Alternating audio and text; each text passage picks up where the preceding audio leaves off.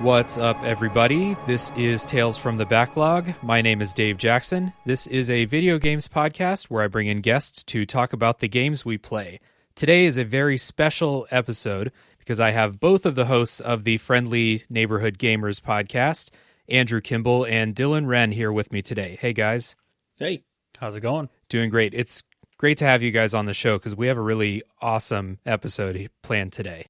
I'm excited. Today, we're going to be talking about the Bloodborne bosses, and you heard my episode about Bloodborne earlier this week. Today, we're going to be tier ranking the bosses in Bloodborne. So just like a couple months ago when you heard the Dark Souls bosses tier list episode, we're going to do the same thing for Bloodborne because I don't know about you guys, but in the From Software games, I think a lot of the bosses deserve kind of their own conversation. I mean, we talk about them in the episodes that we do, but they deserve their own conversation because there's such a point of emphasis in those games. For sure. It's, those games are challenging, but it's the bosses that are really kind of like on display so many times. It's the bosses that I'm really looking forward to seeing in Elden Ring. And it's the bosses that we all go and watch, Vati Vidya tell us about for 40 minutes deep dive into that lore, Yeah. But before we get into talking about the bosses, can you tell my listeners what the Friendly Neighborhood Gamers is all about? Sure. You want me to do it, Dylan? Yeah, you go for it. All right. So Your Friendly Neighborhood Gamers is the name of the podcast, and we also have a YouTube channel, and we stream on Twitch every Friday, and so new videos and podcast episodes come out alternating weeks, so it's a bi-weekly podcast, bi-weekly YouTube channel. And basically the idea behind it was we wanted to make gaming content, but do it from a more average perspective, because both Dylan and I listen to a lot of industry podcasts, your IGNs, your Kinda Funnies, your Easy Allies, all those kind of people. And we really enjoy those, but obviously we don't really have the bandwidth to keep up with all the news, to play the latest games, to review them, to get codes, to do all that kind of stuff. And so we decided to lean into that side of it and just talk about the games that we like, similar to what you do. I mean, you're not talking about the most recent releases. You're just doing deep dives into games that you love. Mm-hmm. Right. And then the other thing that we wanted to do with our podcast was interview cool people on more of a community level. Mm-hmm. Maybe streamers, other podcasters that have gaming podcasts. If we could get some indie devs on there, that'd be cool. Obviously it'd be great to get some high profile guests someday, but we really kind of wanted to shine a spotlight on some of the more local community, ground level people within the gaming community. Mm-hmm. Did I forget anything, Dylan? Yeah, no, I think you covered it. And really hit that main piece for us, like Andrew was saying, was that we know that a vocal subset of the gaming community is the hardcore gamer that's playing all the new releases, but we really wanted to kind of shine that light on a broader spectrum of gamers, and whether you play one game a year and you just keep playing that, or you play every single new release, we're all kind of gamers. So that's really what we wanted to focus on, like Andrew was saying. So yeah, and it's a relatively new show, and I've been listening each episode that comes out, and I've been enjoying it. So I want to let my listeners know to go check out Your Friendly Neighborhood Gamers. I will put links to all of the Friendly Neighborhood Gamers stuff down in the show notes for this episode, so you can go check them out. So we are going to talk about Bloodborne bosses today, and in the other episode, the main episode about the game Bloodborne with Jake and Moonborn, we started the episode by giving our personal histories with Bloodborne and stuff like that. Since I have different guests on this episode, I want to give Andrew and Dylan a chance to share their personal histories with Bloodborne before we get into talking about the bosses proper. So I will turn it over to you guys. What made you want to play Bloodborne? What keeps you going back to it? Because I know you guys are big fans of the game. Go for this one, Andrew, because yours is way more interesting than mine is. Yeah, I mean, okay, so I when I got my PlayStation 4, it was the first PlayStation that I had ever owned. I've been mostly Nintendo, Xbox up to that point. And so at the time that I acquired my PlayStation 4, a bunch of big games had already been out. And so I was able to just like walk into the local GameStop, buy like 6 games for whatever, under $50, and go home and just have like this awesome instant catalog. Well, Bloodborne was one of those games. And I bought my PlayStation to play Spider-Man. So that was the first thing I played. But then when that was done, I put Bloodborne in, was immediately kind of grabbed by that opening cutscene that they have in the game. And then I started it, and I don't play a lot of spooky games or watch a lot of like horror movies or anything like that. So immediately I was getting those vibes from this game. And then I got to that kind of first alleyway that's supposed to really test you and check you and see if you're a serious person playing this game, and I was not. And I realized at that point, I did a little research and realized this is one of those Dark Souls games. Mm-hmm. These are one of those real hard games. So I put it down for a while, but something about it just made me want to keep coming back and keep trying it. And even though it made me feel really like tense and anxious, I wanted to see what was around the corner, what was like yelling and beating on the door at the end of that alley. And so about a year, I think, after I first tried to play it, I started looking up guides on, how do new players get into this game? And so a few of those like kind of starting tips helped me out. And then I started watching a walkthrough to kind of get an idea of what I was supposed to be doing. And all that put together, once I got through that first section and I got through the first couple bosses, that we're going to talk about, obviously, it was all downhill from there. And I played it. I fell in love with it. I think when I did my full playthrough that I actually beat it was like right as the pandemic and quarantines were hitting. So I had a lot of time to sink into it. And I kind of just like, that was my game that I was playing alongside Animal Crossing, ironically. But, two very similar games. Yeah, exactly. So when Bloodborne got too stressful, I could just go play the turnip market or whatever was going on in Animal Crossing. And so Bloodborne was great. I loved it. It got me into the FromSoft genre, and pretty much since I've beaten Bloodborne, I've played all the Dark Souls. I've played Sekiro. I played the Demon Souls remake. I've played a bunch of Souls-like knockoffs just to try to like scratch that itch. And I'm really hyped for Elden Ring. And then I guess the second part of my story kind of leads into Dylan's story, I'm assuming, because we did a co-op playthrough, and that was when we platinumed it. So I'll go ahead and throw it over to you, Dylan. Yeah. So my journey with Bloodborne does not start until much more recently. I have been playing like the Souls series for years and years and years. I had a college roommate who was super into Souls, and so he bought the original Dark Souls and sort of played it, eventually convinced me to try it out, and sort of helped guide me through the initial pieces of it. And then I was, at the midnight launch for Dark Souls 2, Dark Souls 3, that sort of thing, and have loved those games ever since. I've always been an Xbox guy, though, and so Bloodborne was always one that I could not play because it was a PlayStation exclusive. Same with Demon Souls. And so eventually, much more recently, within, I guess it was, last year, Andrew got lucky and managed to find a PlayStation 5. And so he's like, well, I don't need this PlayStation 4 anymore. Do you want to, buy it off me? So I gave him some money. He gave me a nice PlayStation 4 with probably most of the initial games you picked up for it. So yeah, I kind of inherited your initial collection there. And so I knew I was looking forward to it already, because I was like, FromSoft, yes, this is awesome. I like the aesthetic. I like FromSoft games. I'm excited for this. Andrew had kind of been talking my ear off about it because he had fallen in love with it. I'm a big fan of like cosmic horror and like Lovecraftian type of stuff too. And so I was like, oh, this sounds right up my alley because it leans very heavily into all of that. And so I started playing it. And then, like Andrew said, you know, he would kind of give me the lore dumps and we would go through the game and like do some co-op boss fights and everything. And eventually we were like, you know what? We're having a lot of fun with this. Andrew had never played the DLC. I had never played the game at all.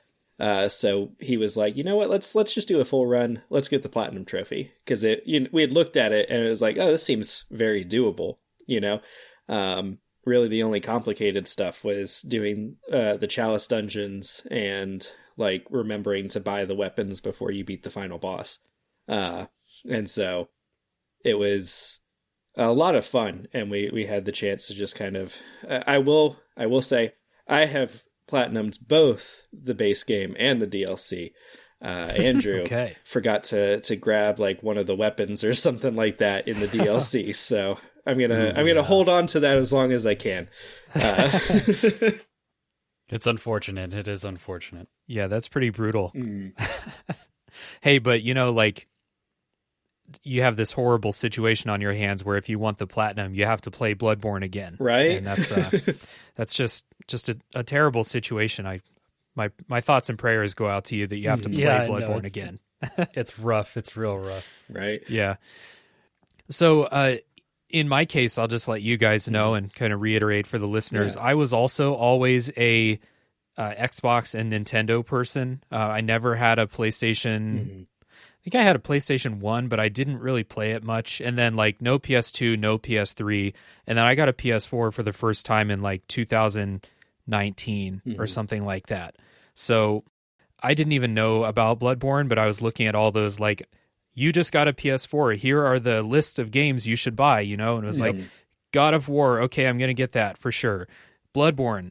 What the hell is that? But it's at the top of all of these lists. So I should probably get it, you know? Yeah. And I didn't even know it was from Software because I played Dark Souls 1 way back in the day and loved it. And then I hated Dark Souls 2 before they did the Scholar update.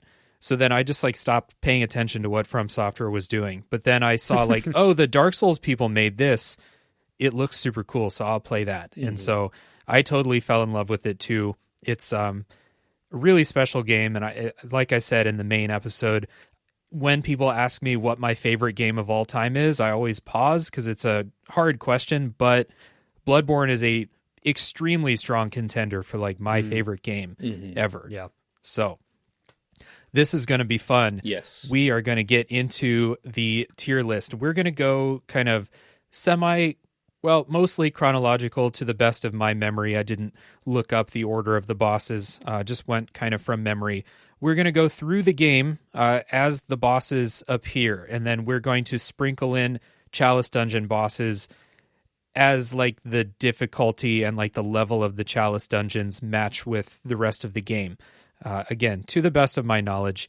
And you will find the link to this tier list in the show notes. So anyone listening, if you want to make your own tier list and share it with me, please do so. I love to look at what people think. One of my favorite things about these games is how, like, I may love a boss and find it a really fun challenge, or I may find a boss really easy.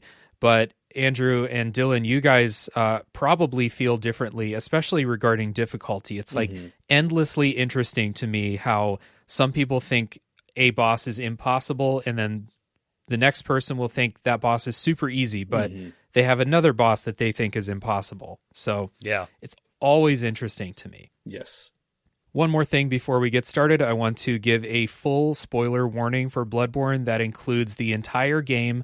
All story, lore for all of the bosses, and boss mechanics will be talked about with no regard for spoilers in this entire episode. So if you have not played Bloodborne and you don't want to be spoiled, come back after you've played the game. This episode will still be here. So let's get started. We're going to get started with the Cleric Beast.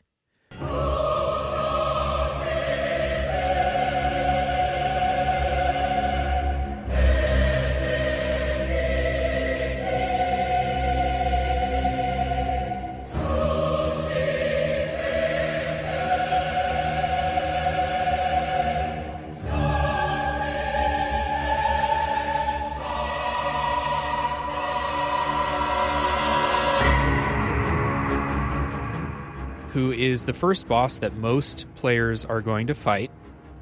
I'll turn it over to you guys. So on the tier list, I should say ahead of time, I have not fought the deep Chalice Dungeon bosses, and on this tier list, looks like the defiled bosses from the Chalice Dungeons are not here. Thankfully, we don't have to talk about them. Okay. So I guess when we talk about Amygdala or we talk about, the Watchdog, you guys can talk about the defiled version if you want to. Yeah, some of these bosses did take a hit because of the those Chalice Dungeons. I can only imagine. So on my tier list, I have an S rank, A, B, C, D, F, and I have a tier for bosses that I didn't fight. So starting with the Cleric Beast, guys, where are you putting the Cleric Beast on here? I think for me, I would place it at a high B tier.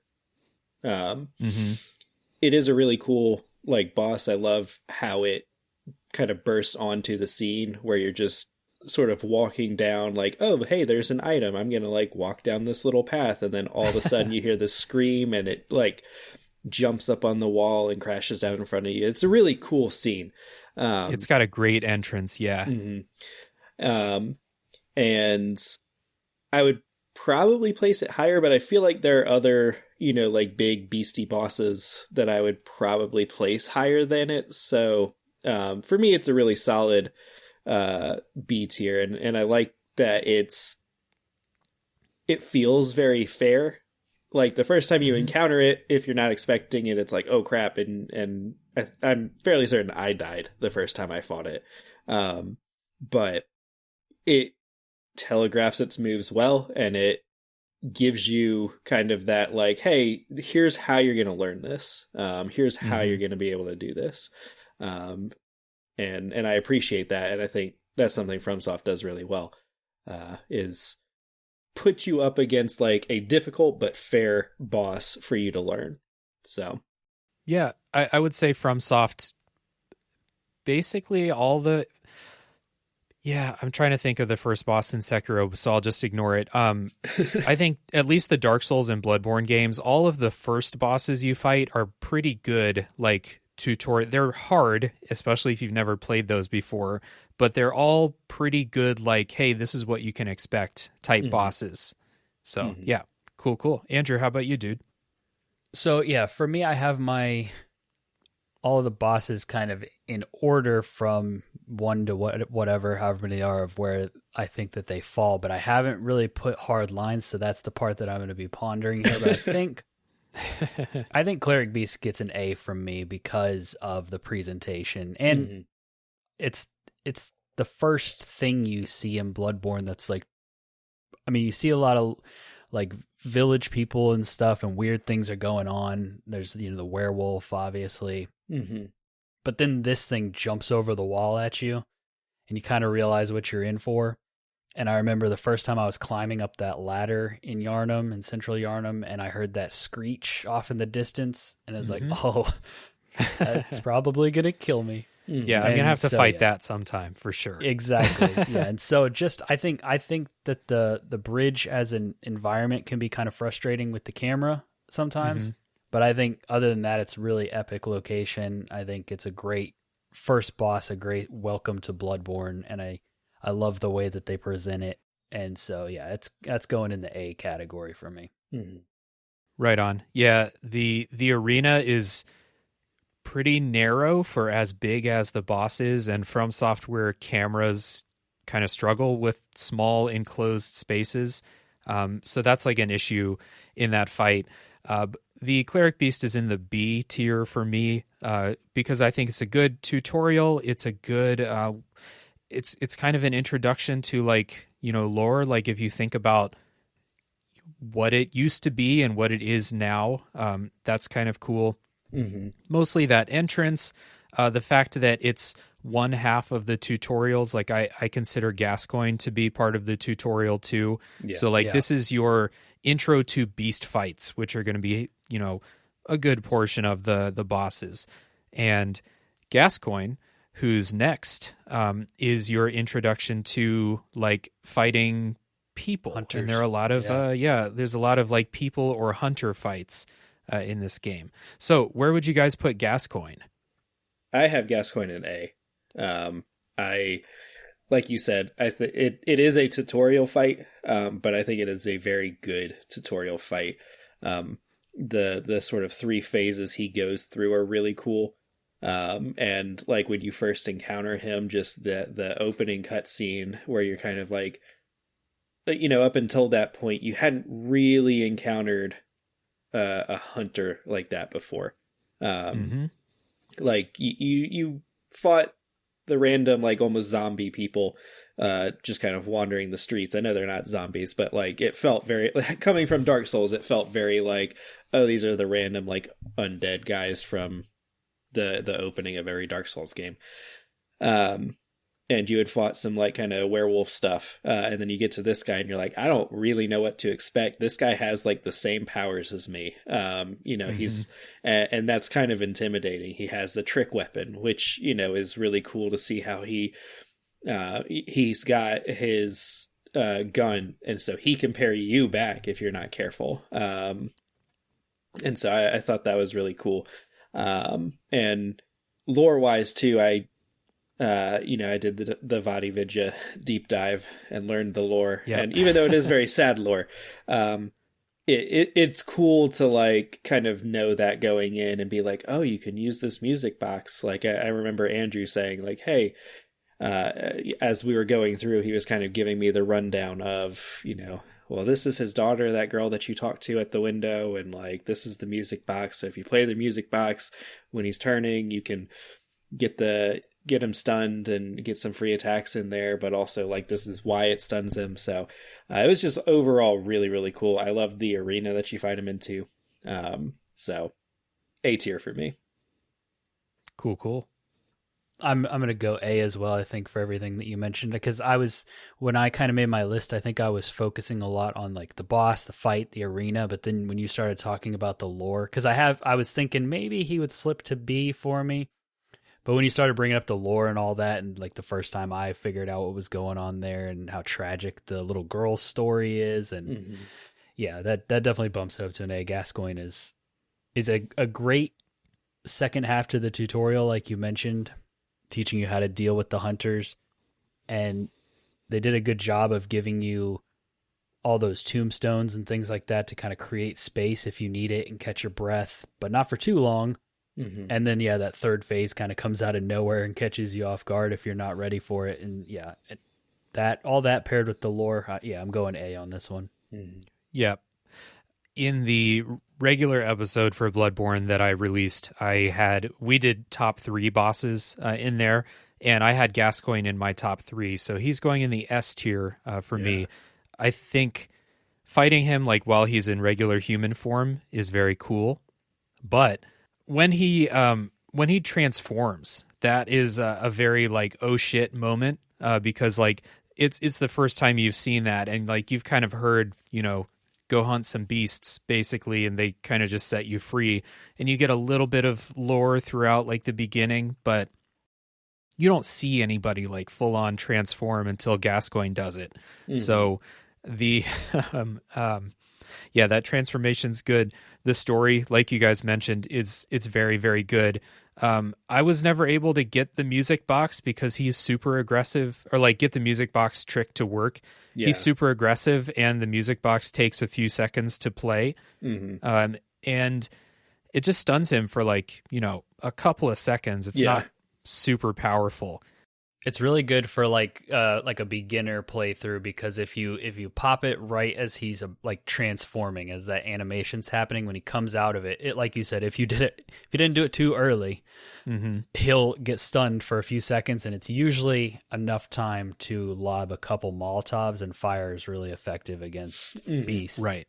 And so it's a good kind of advantage for new players, but I think people who are good at parrying in the game don't even need it. Like, you can parry all 3 of his phases pretty successfully. Yeah, and that was what I was about to get into, is that like one of my favorite things about Bloodborne is how you can just parry a lot of the bosses just like regular enemies, and Gascoigne is like, you should have learned how to parry from the brick trolls and the regular dudes in Central Yharnam.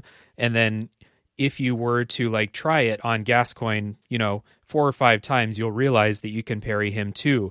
And so like he's testing you on that too, which is what a tutorial boss should do. And glad you mentioned all the gravestones, because he is hyper aggressive. You can use those to kind of like get yourself a few seconds to heal or kind of just reassess what's going on. Yeah. Good fight, Father Gascoigne. All right. So next up on the tier list, we have the Blood-Starved Beast, which I have next up because it's usually the third boss that I fight. So Blood-Starved Beast, where are you guys putting him? Yeah, you thinking about it, Dylan? I made my list. I have my list here, and I'm like, is this how I still feel about it? I made it like 5 hours ago, and I'm like, I don't know if I still feel this way.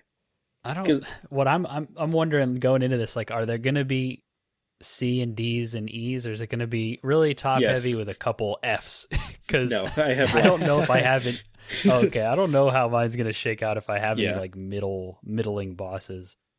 Yeah, I think for me this one is still a B tier. I think it's lower on the B tier, closer to the C tier, personally for me. The presentation of this boss, I think, is really cool. Just kind of like the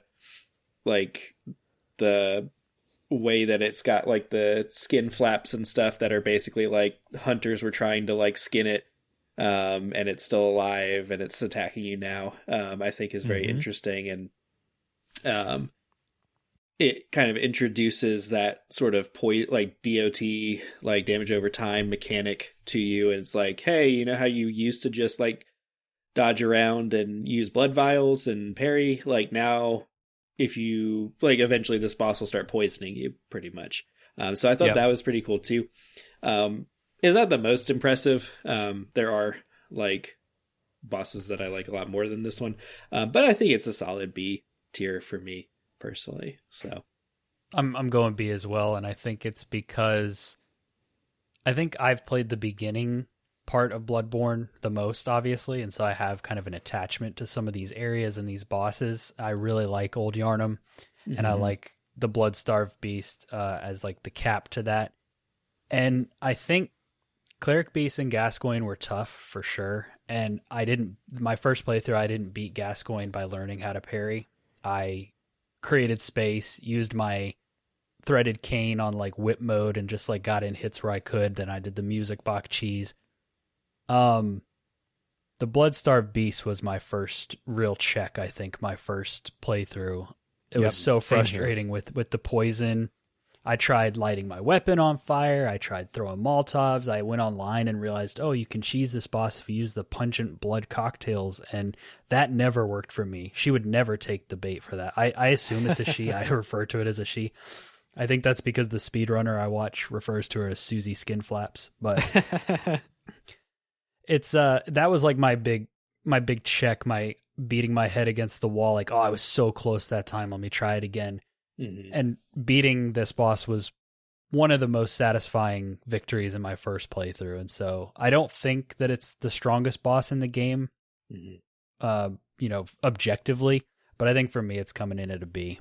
Yeah. I think it's interesting that you mentioned like this. You felt like this was the first real check for you, because maybe it's me coming from more of the Dark Souls background, but I felt like this was the first boss where I felt like I understood the mechanics of Bloodborne. Like I felt like Cleric Beast and Gascoigne checked me personally, because I was still kind of deprogramming like everything I had learned from Dark Souls, which is kind of like hold your shield and tank sort of thing. And then Cleric Beast, Blood-Starved Beast, I felt like I was kind of like, oh, so this is like aggression. This is what I'm doing here. This is how I sort of play this game. So I think it's cool. Yeah, I have Blood-Starved Beast in the B tier as well, and this was also my first like boss wall on my first playthrough. It maybe took me like 5 to 10 tries to beat Gascoigne, but Blood-Starved Beast took me like at least 20 tries, and I think I had to summon help or use the NPC summon to get through it. It was just such a step up in aggression, and then that poison is just absolutely brutal if you don't know how to handle it. Yeah.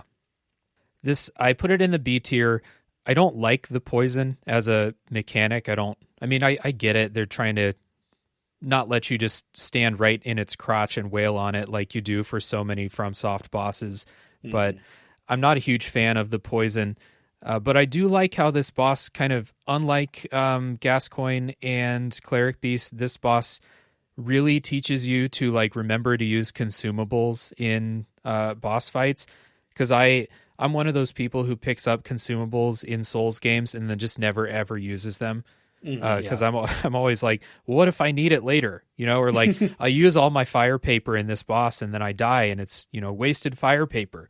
But this boss, I had such a hard time. I was like, okay, I have to use fire paper and Molotovs and pungent blood cocktails and antidotes, of course. Otherwise, I'm not going to make it through it. And that kind of like broke me a little bit of being so precious about my consumables, which is a big tip for people playing these games, is like most of the consumables, especially stuff like Molotovs and fire paper, you can just buy more. It's not like you're never going to find more. So yeah, Bloodstarved Beast in the B tier for me. Yeah. And Bloodstarved Beast gives you your first chalice item. So I am going to take us down for 2 chalice bosses now. Okay. And these are 2 that I have done. And the first one is the Undead Giant. Okay. So the Undead Giant has at least two forms that I've fought. One of them is very, very easy. One of them is a giant asshole, in my opinion. So we can take both of those forms into account when we decide where to place the Undead Giant. This one was easy for me. F tier. I hate this boss. I hate this boss so much. First one. Like you said, the first form you fight him in, I think is the easier form. I forget what his weapon is in that form, but the second form, the one that I distinctly remember, is the one where he's got like the chains somehow in him or whatever. And I don't know what it was. This is my personal ranking, but like, I don't know if I just didn't grasp the like depth of field or something. Like, I felt like I was always getting hit by those chains and getting like almost either one shot or almost one shot by those chains. And I was like, I didn't think I was anywhere near this guy when he did his little spin move. So it was just a very frustrating boss for me personally. I did not enjoy the fights with him. And since we were going through some of this may be impacted by our slog through the Chalice dungeons a little bit, because I think you fight him at least twice, if not like 3 times somewhere along the way. And I think like I hit the defiled version of him where he was just one-shotting you because like you only had a third of your health. And I was just like, this feels cheap. And anytime a boss feels cheap to me, I'm just like, no, I do not like this. So that's my first angsty like F that I'm going to give out. So. Hell yeah. First. I think, this one's tough because I just kind of had the Chalice bosses in their own little group off to the side as like, if we get to them, that's cool. So I hadn't really thought about it too much. The chains were broken.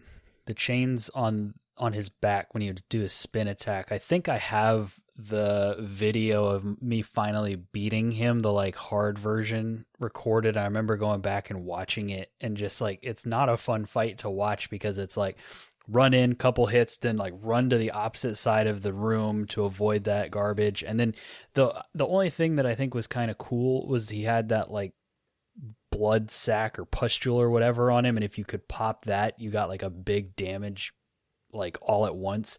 But if you did that too early in the fight, then it felt kind of wasted. You wanted to sort of like save it for the end so that when you were in trouble you had that boost still. I'm going to throw it at D. I think I'm going to put it in that kind of mid-range that I was just saying I wouldn't have very many. And he looks okay right there. I think he's comfortable. Yeah, I've got him in D also. I agree. I don't like this fight really at all, especially the second one. He's got that bullshit thing. It's Slave Knight Gale in Dark Souls 3 has the same thing where he takes a swing and then there's like his chains twirl around him and they can hit you on like their thing, and that's so frustrating. And I don't want to just like claim hitbox problems, but that big swinging chain attack just feels like it hits you more than it should. And I was streaming my last playthrough of Bloodborne. I streamed the entire thing, and other than Orphan of Kos, this was the hardest boss in the game. The second undead giant fight took me at least 15 tries to beat. So he's in D. I'm reserving the F tier for bosses that I think are like fundamentally bad or like broken, which I don't know if there's going to be an F in Bloodborne. F was Bed of Chaos in Dark Souls 1, So I don't think there's anything at that level, but Undead Giant sucks. I have it in the D tier. And I'm curious to know what you guys think about the next boss, which is also a Chalice Dungeon boss, which does have some hitbox problems, which is the Watchdog of the Old Lords. So I will turn that over to you guys, because I know you went all the way through the Chalices and you had to fight the Defiled version, which it's got to knock it down a few tiers, huh? It did. Yeah. I think fortunately we co-opt him most times, which helps. Mm-hmm. But I honestly just find this boss uninteresting and like not that exciting. So I think I might throw him in there with Undead Giant at D for me. Just this particular boss, and maybe it's because he's so overused in the Chalices too. Like I felt like I was fighting him every other boss fight. It felt like I just got tired of him, and there wasn't really anything exciting. And then when he was hard, and like you said, hitboxes, when you did die, a lot of times it was, how did that hit me? And exactly, that never feels good. So yeah. The only thing saving this one from F is that I did enjoy the first time I fought it. Like the first time I fought it, I was like, oh, this is kind of a cool boss. I like the aesthetic of this. And then like Andrew was saying, you fight it at least one, if not two. Like it did feel like you fought this one a bunch in the dungeons we were running through. And some of that might have been because I think we ended up having to farm for like some of the materials to open up some of the Chalice dungeons, but it was just not fun fighting him for me because of the reasons you guys said. Of he would do like a charge, and there was it felt like the hitbox was way bigger than it should have actually been. But I did enjoy the first time. The first time I thought it was fun. First time I thought it was fair. After that, it was kind of like, nope, this isn't anymore. Granted, I think the first time we fought him, we were way over leveled for, because I guess the idea is that like you get the Chalice thing, you go into those Chalice dungeons like right then. We kind of did all the Chalice stuff at the very end of the game, so we were like way overpowered until we hit the Defiled, pretty much. Yeah, I have the Watchdog of the Old Lords. I have him in the D tier. I like it more as like a design and fight than the Undead Giant, but he goes in the D tier because I think the hitboxes are very shaky, especially on that the charge move and the one where he swings his head. I just got hit by stuff that I shouldn't have gotten hit by too many times. He's not in the F tier because it's not the Bed of Chaos level bad. And I like the design. It's very cool, but yeah, not great. And again, I didn't do the Defiled Chalices, so that's not part of my opinion. Lucky. Yeah. I mean, so like I said this in the other episode, but like this last playthrough, I was like, I love Bloodborne. I'm gonna go through the Chalices and get the Platinum Trophy. And then I got through maybe like 5 of them, and I was like, this fucking sucks. I'm not doing any more of this. So even as much as I love Bloodborne, I still didn't want to go through and do more. The Chalice dungeons really feel like leftovers. Like they had a few more ideas that were kind of cool, but not good enough to make it into the main game. And so they kind of tacked it on with these really kind of initially exciting and sort of cool maze-like levels. But once you've done like one set of the chalices, unless you're doing like the randomly generated ones, it really starts to feel repetitive and the same, and you see a lot of the same bosses, a lot of the same enemies. You're taking the same left turn here, right turn here, kill the witch that's spawning the enemies, all that kind of stuff. And so it definitely feels like half of a really good idea that wasn't quite executed on perfectly, but it doesn't get in the way of the main game. So at least there's that. Yeah. Even though I do recommend that new players actually go do some of them, because you're going to get a bunch of levels and upgrade materials and stuff down there. So it's worth your time to go do some of them, but going all the way through is like if you really, really want to, or if you're playing co-op. The next boss is getting back to the good stuff. The next boss is the boss of the Cathedral Ward, and that's Vicar Amelia. So turn over to you guys. How do you feel about Vicar Amelia? I really like Vicar Amelia. I thought it was a cool boss. She is A tier for me, like lower A tier.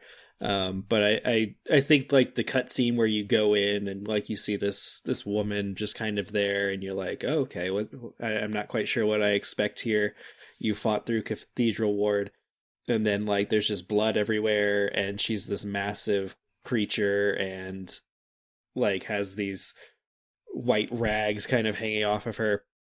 I thought it was really cool. And I like the sort of, I remember the first time that I fought her, getting her down to like half or like a third of her health, and then she like starts healing, and I'm like, oh, bosses can do this now, huh? And so that, I think that was pretty cool.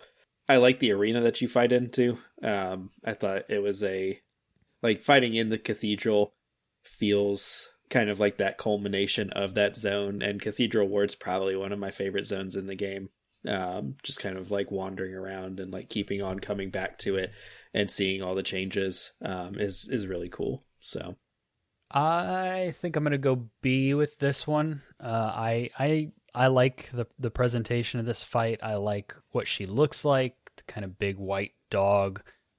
She's good. She really gave me a hard time on my first playthrough. The grab, the reach, some of the moves she has, and it feels like her health pool is just massive. At least, the first few times you fight her, or the first time you fight her, and she just feels like that boss that is more of like a battle of attrition than it has been before. You're doing a lot more just kind of biding your time, and then she starts healing on top of that. So there was some very frustrating moments for me with this fight, but I think that the style and the presentation and everything makes up for a lot of that. And so I think I'm going to go with the B. Okay. Yeah, I've got her in A, partly for that spectacle, when she transforms when you first walk in. I think this is a good DPS check, like testing whether you've been upgrading your weapons. Now you can. And I like the fight. I think the fight's pretty easy now. Like, on a replay, she's really no issue at all, because you can use that numbing mist to stop her healing attack, or if you've been upgrading your weapons, you can just kind of outpace the damage, outpace the healing as she's trying. But that kind of cathedral room is really, really cool. I love that. And there's a reason they reuse that for at least two other kind of bosses or, NPC fights later in the game.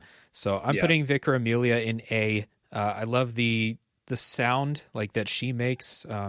All the sound design of the monsters and bosses in the game is great. But I'm putting her in A. I think she's cool. Next up, another one that's cool, but maybe less than mechanically satisfying, we'll see, is the Witch of Hemwick. So after you beat Vicar Amelia, you go into Hemwick Charnel Lane, and you fight the Witch of Hemwick. So this is an interesting one. I'm curious to hear what you guys think about this. I feel like, so I have this one in C. It was a cool sort of like gimmicky fight the first time I did it. And I think it would be higher, but on, like you were kind of saying, on subsequent playthroughs, it's like once you kind of know the gimmick, I feel like it's less fun and cool for me personally. Because it's like, I remember going in the first time, I'm like, what is going on here? Like, this is not your normal boss fight. And then you've got like the invisible witch kind of like wandering around, and they're summoning things, and it's like, do I fight these things? Do I fight the witches? Whatever. So like the initial, as with most gimmicks, like the initial time you do it, it's like, oh, this is kind of cool. This is different. This is change of pace. And then for me personally, it was kind of like, okay, like I get it now, and it's kind of lost some of its shine for me. So yeah, this one's pretty low on my list of rankings. Just like the numbered ranking I did beforehand. This is the only boss on my first playthrough that I beat my first try. And I went in, there's the like kind of tall, lanky monster in there that you kind of are supposed to think is the boss at first. Beat him, realize, oh no, something's spawning these things. There's the witch, kill the witch. The second health bar appeared before I had fully killed the first one. I don't know if that's intentional or if it's supposed to die and then it's like, oh, the second one pops up.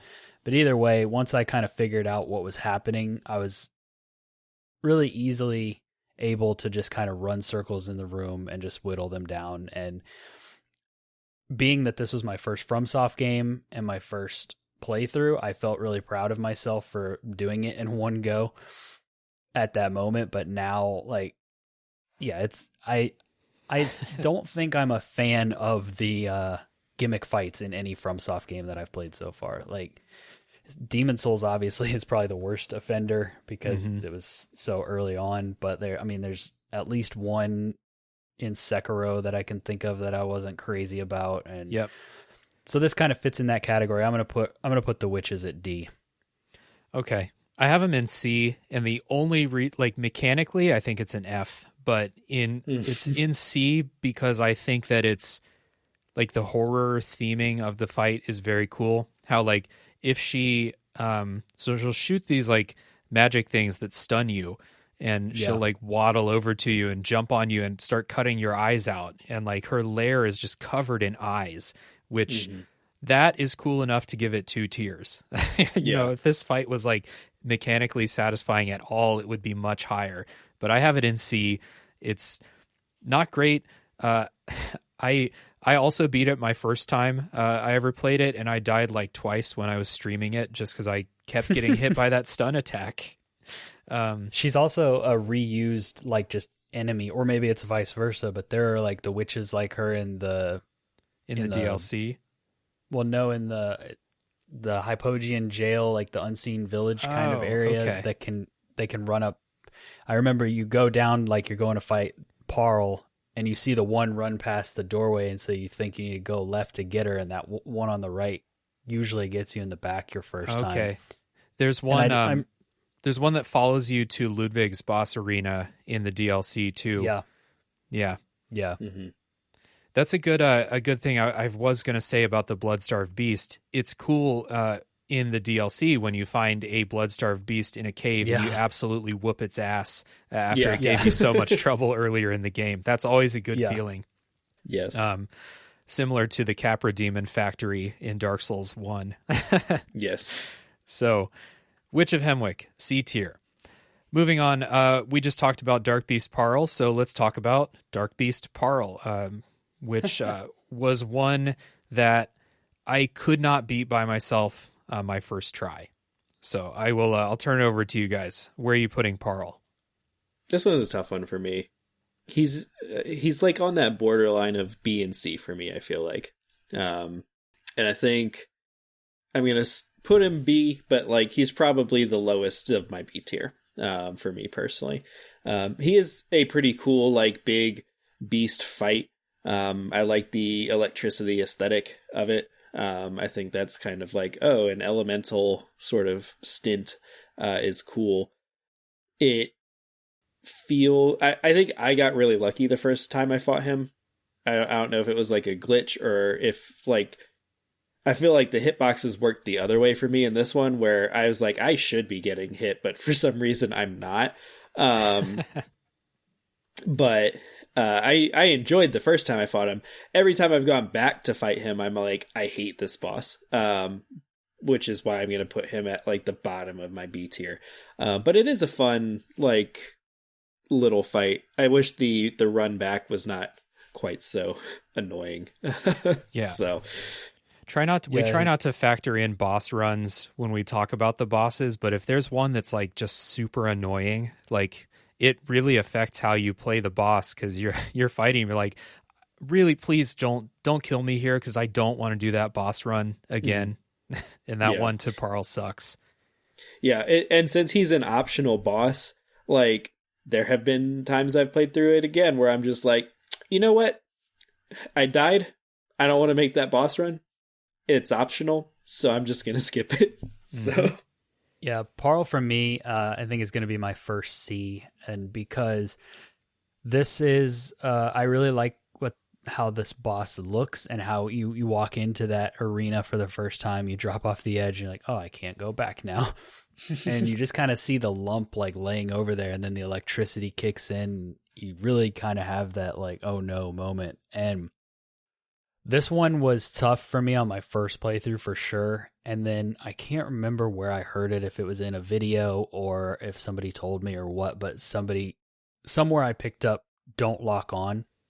It's like a boss where you don't want to use your lock on. And once I figured that out, and I like could get under and hit the legs and wasn't like being held in place by my lock on, every time I fight this boss now, it's always a first try victory. Very rarely do I die to it. It kind of took the excitement out of it. And so for style, I'm bumping it up a little bit, but then for just how, I guess maybe how it's aged would be a way to phrase it. And just because it's, I don't like it as much as some of the ones that I've already put above it, it's going to be right there in the middle of the pack. C. Yeah. Yeah, I agree. I'm putting it in C also. I'm not a huge fan of the fight. Like I said, my first playthrough, I could not beat him by myself, because I was doing him in the Hypogean Gowl or Jowl or whatever section, not the Unseen Village section later in the game. Yeah. He was just really hard. I had to summon, and I don't think it's mechanically that great of a fight. You can just like break his legs repeatedly until he dies. Yep. But he is a very good skeleton, so he gets some skeleton points. Yeah, so he goes up in the C tier for being maybe the best skeleton in the game. Yeah, my most recent playthrough, I waited too long to do the Hypogean Jowl, or however the fuck you say it. And I got locked out of that lamp, so I came back during the Unseen Village portion, and I killed Parl in like 6 hits, because I was like way over leveled for the fight, because he doesn't scale with you. So that was kind of cathartic, because I remembered him being such an asshole my first time, and I went in and just whooped his ass. So C tier, Parl. Next up is the Shadow of Yharnam. The fighting 3 dudes at once. Yes. So this is, I will turn it over to you first before I give my opinion. Shadow of Yharnam. F. This is the other. This is the other one that I really, really hate. Really? Whoa. Interesting. Like, I don't know. Dark Souls or FromSoft games like to do the thing where they like throw multiple bosses at you, or multiple enemies at you as a boss fight. And to me, that feels very much like it's just artificial. Like, I'm sure a true like Dark Souls fan would just be like, "We'll just get good." But like, to me, it a lot of times ends up feeling very cheap. Just because, if not done well, especially. And I don't feel like this one was done that well, because a lot of times it feels like, oh, you just like, there were multiple times where I felt like I got just stun locked and there was nothing I could have done. Like, and I'm not saying that like, oh, like, I mean, I did make a mistake. I did let them hit me, but then there's no way to try to recover at that point a lot of times. And when they throw, like, initially you're fighting like 2 more melee ones and 1 ranged one. And so like, if they're kind of dodging all over the place, coming at you from all angles, and if you're not careful, you'll put your back to the ranged one and you'll just get annihilated from the back. And then I'm going to whine about hitboxes, like the little flame thing that they summon up from under the ground killed me way more times than I am happy admitting. The snake? The big snake? Yeah. Yeah, the snakes and that just suck. annoyed me too. Yeah. So, like, ultimately, this F ranking is petty, but They I'm hurt okay your with that. feelings. Like, Fuck it, be it petty, would probably actually be like a D, but it's a fight that frustrates me enough when I get to it that I'm just like, I'm annoyed by doing this fight. So, and it's like, I get lost in the area that it's in, and so I get annoyed by that too. Another just truly horrific boss run to the Shadows of Yharnam. It's awful. Mm-hmm. Yeah. I'm going to put this one at C because I didn't have that much difficulty with the fight itself. I agree that the run's not the best. I think Dylan really just needs to get good. That's what it sounds like. That's what I'm hearing. But yeah, I know this boss killed me a few times my first playthrough, and it was mostly that final phase where that one starts summoning the ridiculous snake thing, and what made that frustrating for me was that it always seemed to happen off screen, and so you don't really know where it's coming from. Like, you see him start to summon and you just start rolling like a crazy person hoping it doesn't hit you.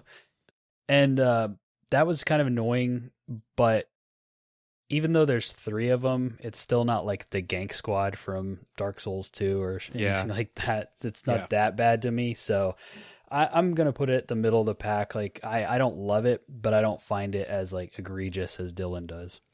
Yeah. I'm putting him in the B tier for a couple reasons. This is like, by the way, if you guys ever get to a boss like this, feel free to, put a feather in your cap and say, like, a lot of people think this boss is really hard. I've played through this. I played through the whole game 2 times. And I think I died once against the Shadow of Yharnam. I just don't think it's that hard. And like, I'm not trying to like say that you suck. We all have these bosses where it's like, for some reason, this just doesn't bother me. Yeah. It's in B tier though, because those snake attacks are horrible. Mm-hmm. And the boss run it's egregious. It's one of the worst boss runs in like their whole game catalog. It's terrible. And you can get lost just doing the boss run. So yeah, it's in B. I think the aesthetics of the fight are really cool. And again, I like seeing them as regular enemies in Murgo's loft and just stomping them. Yeah. Seeing, where are your snakes now, huh? So yeah, B tier, Shadow of Yharnam. They're cool. Not the most fun fight, but they're cool. Next up is Rom, the vacuous spider.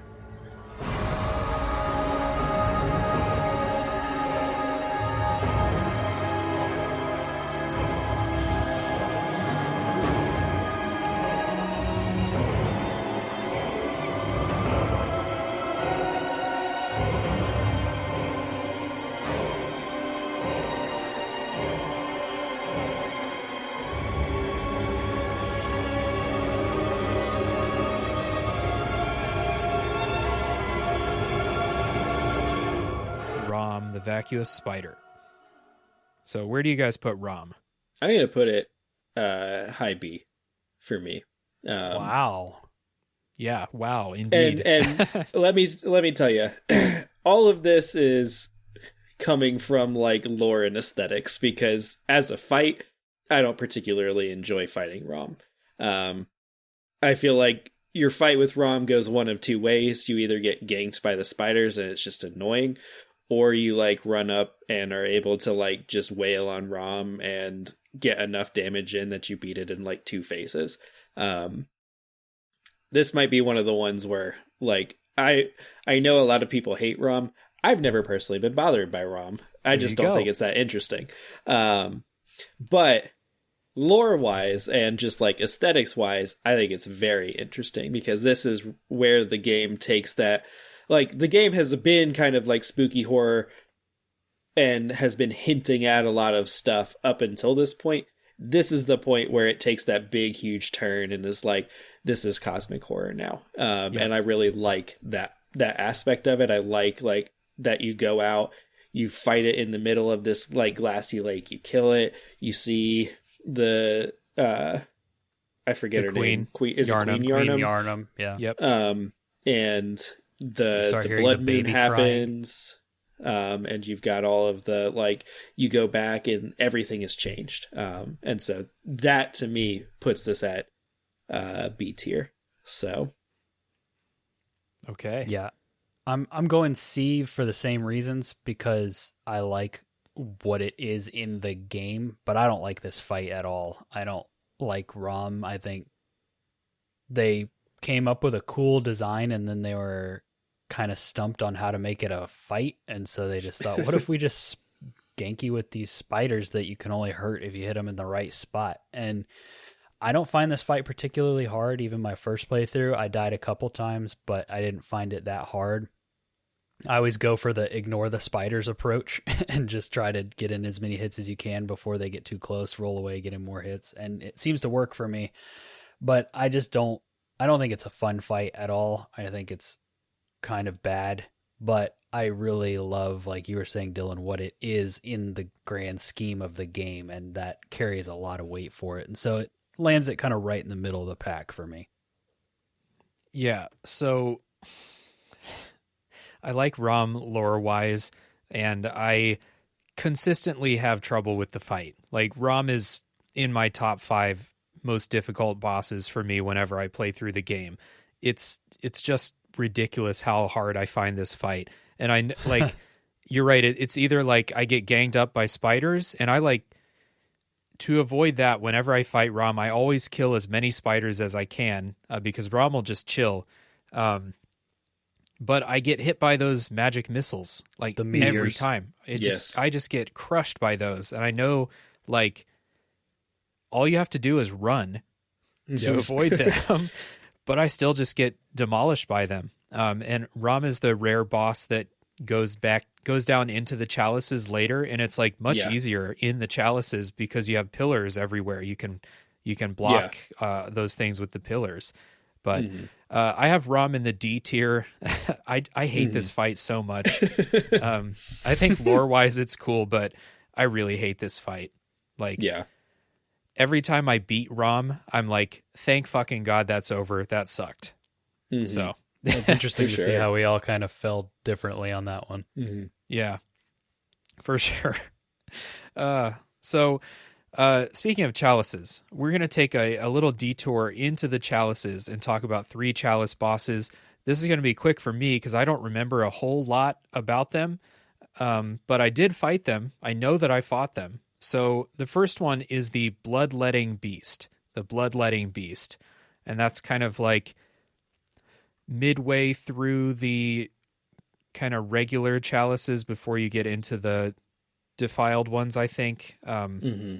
Yeah, the Bloodletting Beast. So do you guys remember much about this fight? I don't. Like, when I was looking back, I was like, I know I fought this guy at least a couple times, but I feel like I must not have had that much trouble with him because nothing about him, like, I'm not remembering really anything about the fight itself. There's a version without its head, right? Isn't there a headless version? Yeah, there's 2. There's 2 versions in the chalices. Yeah, because I don't remember like hitting this as a wall. personally. No. So No, this is the one that like you get right under it, and like you can, if you lock on, it like really spazzes your camera out because it's so much taller than you. Mm-hmm. But I feel like you could parry. I feel like this is one of the ones where like I wasn't great at parrying, but I feel like this is one of the ones that for some reason I was just good at parrying, and so I think I just like destroyed it. That said, I put it at D, like low D, because really I didn't remember that. Like I knew it wasn't in my F tier because I didn't hate it because I didn't have any memories really of it. But this was, I think, the boss where the chalices kind of started to feel like, what are these? Am I having fun doing these? Yeah, exactly. Because it was kind of just like I mean, I guess that was the boss, but I just kind of felt like I did it, you know, not like a sense of accomplishment after doing it. So, Yeah, this is one of those bosses that feels like half of an idea that wasn't finished, and I don't really like this fight. I put it at an E. I think that its size and how it affects the camera, and yeah, whenever I remember fighting it a few times, and I think the headless one does the thing where if you're not like sprinting and rolling around a bunch, it can't find you as easily, which was something they kind of took from a Demon Souls boss fight. But it just wasn't very interesting. It was one of those get in, hit the legs a couple times, get out, get in, hit the legs a couple times, get out kind of fights for me. And it just, like Dylan is having trouble remembering it. It was very forgettable. And so it's going at E for me. Yeah, I have it in D. Like, again, my F tier is reserved for bad, broken bosses, and this is not that, but it's in D because I know that I've beaten him 2 times and I don't remember a single thing about it except I have a memory of like just kind of maneuvering around pillars. There's like, because the arena I think has pillars around the outside, and I just kind of maneuver around them, keep my distance, bait out an attack, try to get a parry, run in, hit him a few times. It's just a very basic fight from what I remember. So I'm just putting him in D because I don't remember anything special about it. The next one, though, I do remember a little bit about it, and it's the Thumerian Descendant. And this is part 2 of a 3-part little chalice dive here, the Thumerian Descendant. I feel like this one, like I'm going to rate this higher solely on looks. Yep. Because this is another one where I don't feel like I really remember this fight.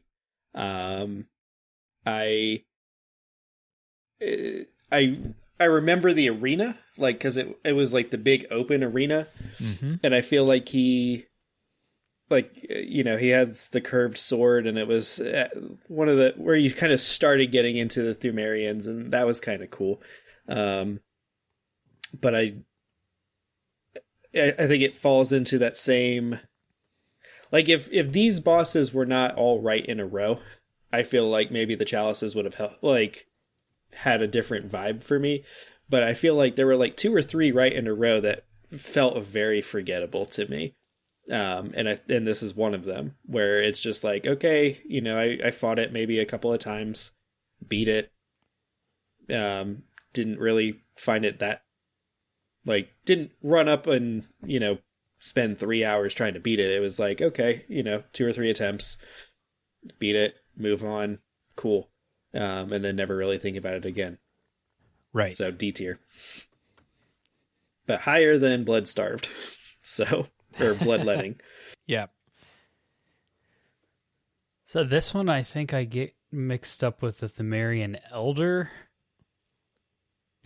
Which one of them can blow fire? Ooh, that's tough. I don't remember. I didn't fight the Thumerian Elder, but I don't remember if the Thumerian Descendant can blow fire. They look similar. This was like a curvy sword guy. Yeah, I have a picture of him pulled up, and if you look up the Elder, I think he looks kind of similar. Yeah. But then there was another fight that I think was against like a female. It was the one wearing like that dress armor thing. Yeah, the witch. Yeah, she's the one that blew the fire. So this one is pretty forgettable because I think that the Thumerian Elder is the one that I always felt was kind of like a knockoff Ligarius, and so I like that one a little more. This one's gonna go down in E with the Bloodletting Beast, just because it's so forgettable, and I'm getting like 3 Chalice bosses confused right now, and so there's that's not a great sign that. for this boss in particular. Exactly. Exactly. Yeah. And we got a trend here. Like, I'm hoping that the later Chalice bosses that I didn't fight, I'm hoping they were cool, because we're consistently putting Chalice dungeon bosses pretty low down on the tier lists. So I have the Thumerian Descendant at C. I do remember it being, like, I do remember the fight, because he fights with those 2 kind of curved sword things.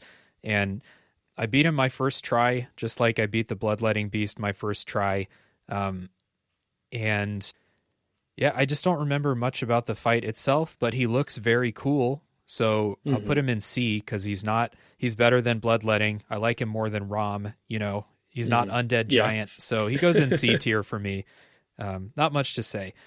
The final one, which is actually in the main game outside of the Chalice dungeons too, but apparently it shows up as a boss in the Chalices, which is the Abhorrent Beast, which is a boss in the Chalices, but for anyone who didn't get that far like me, you find that beggar in the village in the woods in that house.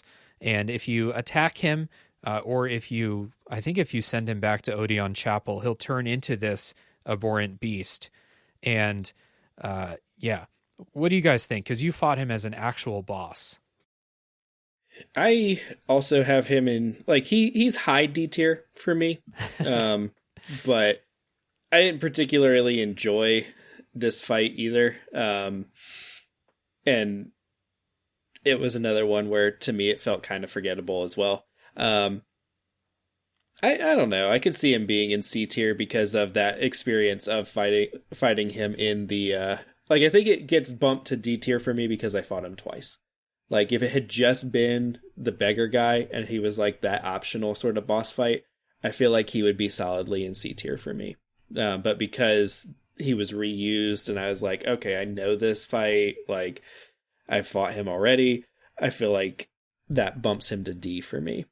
It was cool, like the transform. Like, I really like the transformation piece. I think my first playthrough of the game, Andrew was like, "Hey, go like talk to him and like maybe hit him or whatever," and then he transformed on me, and it was like, "Uh-oh!" But yeah, I think you were like vaguely like, "Yeah, if you don't like kill him, he's gonna murder people or something," and so I was like, "Well, I can't let that happen," and then he turned into the huge monster.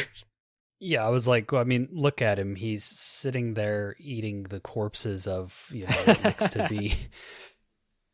There's, definitely regular people, maybe even some children, and it's like, well, he's asking you to tell him a safe place where he can come back. You really think that's a good idea? And so then, you're like, no, let's fight him. And so, for me, I put this one at C, because the transformation thing was really cool, but that fight is really cheesable with like the hallway there, and so I've never once fought him legit in the main game. So seeing him pop up in the Chalice dungeons and not being able to cheese him or bottleneck him in any way, and having to actually go one-on-one, mano a mano against this fight, I still think that there's a reason he's not a boss in the game, and that's because he's relatively simple, he's hyper aggressive, he's maybe not the most fun or balanced fight or the most interesting, but I think aesthetically he's cool. He's one of the only beasts that talks to you in the fight, and he actually is like insulting you as the hunter, which is kind of interesting. So I think I'm going to put him at C because I didn't find him offensive, but he's not, compared to some of these higher tier, he's not that, but I did appreciate him more in the Chalice dungeons because I had to actually figure out how to take him down versus some of the other bosses in the Chalices that are just ultra forgettable. Yeah, we're really filling up these like C, D, and E tiers for you guys, huh? Like I have him in C too. Like I said, I didn't fight him as an actual boss, but I have like tried to fight him fair in the main game, and it's just not very fun. Like he's real It's not hard. a good arena. It's not a good arena, and you're a decent distance away from a lamp. So if he kills you, like you just gotta like go through the level again just to get back to this like mini boss thing. I don't like it a ton. I do like it. It's cool that this NPC transforms into a monster, but yeah, not a huge fan, but it is cool. Put him in C, you know. All right, so finished with these Chalice Dungeon bosses for now. We have 2 more on the tier list for later. We are going to go to Castle Canehurst, and we are going to talk about Martyr Logarius. So, where are you guys putting Logarius? I have Logarius at A tier. If I had only played through the game one time, he probably would have been a lot lower, because I was checked hard by Martyr Logarius. He's very hard your first time. Mm-hmm. He's hard every time for me. Yeah, like having played through it again, now that I know like how to fight him, he's still a challenge. He's still tough for me, but it feels way more fair. It's another one of those bosses where I don't particularly enjoy the run back either, which kind of hurts him a little bit. He's at like the bottom of A tier for me, but I still I think the fight is cool. I think he is a cool character, like just lore wise. Like he seems like a horrible person, but he is an interesting character, just kind of lore wise. And I like there's a boss in Dark Souls 3 I'm blanking on the name of right now, but is very similar to sort of that Martyr Logarius fight. That is a lot of fun. It's before Freed. It's in Orlando. As you're getting up Aldrich. It's like the Chamberlain or the Pontiff, I forget what Pontiff Sullivan. Yeah, Pontiff. Yeah, Pontiff Sullivan feels very like Martyr Logarius to me. And like I said, this one is one of the ones that is challenging but fair to me, where it's like every time that I died to this, it was frustrating because I was dying, but I was like, I see what I did. I know how I can improve. I know how I can do this differently. That was my fault. Versus some of the other ones where it's like, that hitbox is like, what is this? You know, this one was very much like, yep, I got greedy. Shouldn't have done that. Yep. So, yeah, this was probably the hardest check for me since Bloodstarved Beast up until like the end game bosses. And just Canehurst is so awesome. It's such a cool, like, kind of different zone and like a lot of weird stuff going on. And then to get through all that and get to the top, and there's Logarius is what you have waiting for you. A tier for me. Yeah, I really like this fight, even though it checked me really hard.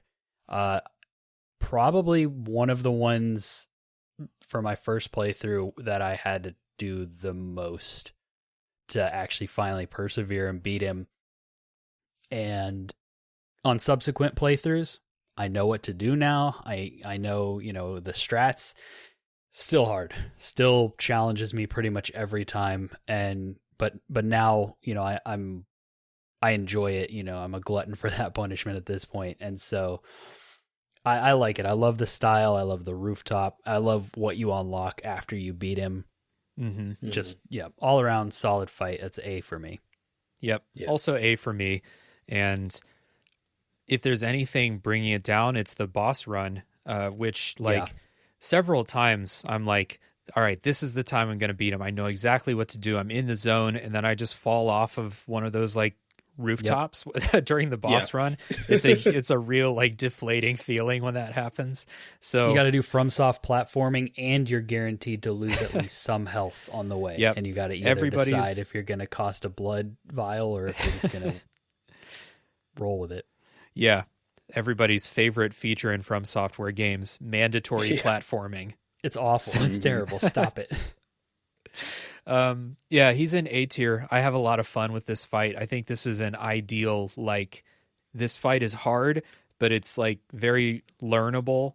and you can parry him pretty easily. He's not super hard to parry, and once you get the hang of like dodging his swoops out of the sky and then dodging those skull attacks, he's not super hard. You just have to like be patient, don't get too greedy, and then when he drives that stake in the ground, just go kill that thing as soon as you can. This is I don't offer myself up for summoning often in these games, but I do have fun like helping other people fight Logarius. There's a lot of people summoning to fight or for help against him.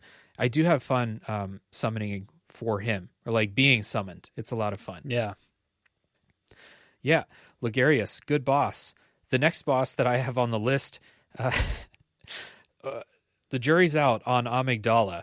So how do we feel about Amygdala? And I'm gonna have a different opinion from you guys, maybe because I have just heard horror stories about the defiled version of Amygdala, but I did not go that far in the chalices. So my opinion on Amygdala is just the main game. So where are you guys putting Amygdala?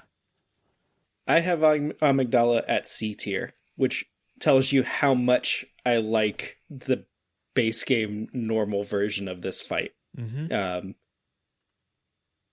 I think it's a really, really cool fight. Like you go into, I forget what the zone is called, but you go in and it's like you've seen these creatures kind of like around on the walls of like the Odin Chapel and everything.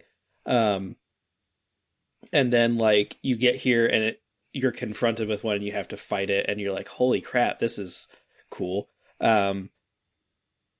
If all that was in the game was the defiled version, it would be lower than F tier. I was stuck on that defiled version fight for about 2 to 3 weeks, I think. Jesus Christ. And it wasn't even like I don't know what to do. I don't know how to beat this. It was very much just like, I know how to beat this. It's just, I have 0 health because I'm in the defiled version. So like 1 to 2 hits is going to kill me. And for some reason, it has so much health in the defiled version. It takes it like an attempt at it, if you're actually going to kill it, is like 5 to 10 minutes minimum. Jeez. So it's a war of attrition, and there is so much time for you to make one little misstep and get hit by some wonky hitbox thing. That said, C tier, because I really like the aesthetic. I really like the fight in the base game, not the Chalice Dungeon stuff. And like, I don't know. I had a lot of fun. I went in and beat this boss the first time I played it or fought it. So I had fun doing that too. Wow. I had like a whatever sorcery is called in this game. Arcane. I come from Arcane, yes. So I used a couple of those spells and it just like annihilated it. Yeah. So it was fun for me. Amygdala was the hardest check in the run to platinum in the Chalice Dungeons for sure. It was brutal. Mm-hmm. We had to kill her twice, once in each of our games respectively, order to get the trophies. That was the worst part of it, is like we were just co-oping back and forth because it felt impossible to beat by yourself, and we finally beat it at Andrew's game, and like the deflation that I felt was like, oh man, it just took us like a week to beat this boss in his game, and now we have to beat it in my game. No. So we're not done. Yeah, it's really broken. It's bad in the Chalice Dungeons, but I'm not taking that into consideration for this ranking. I'm going to rank it as how I felt about it in the main game, and how, that feeling, like you said, that you get when you first see these things in the world, and it's like, oh, wow, I hope I don't have to fight one of those. And then, oh yeah, you actually do. And it's not really the hardest fight, but it's really cool. And so I'm putting it at B tier, because I really like Amygdala in the main game, and I think it would be just too unfair for me to mix the Chalice experience in there to rank it, because then it probably would be like an E, because that is just so broken in the dungeon, because it literally is like they buffed its health like crazy and then they took yours away. And so you really have to do it perfectly or you're going to fail, and then you have to do it again. And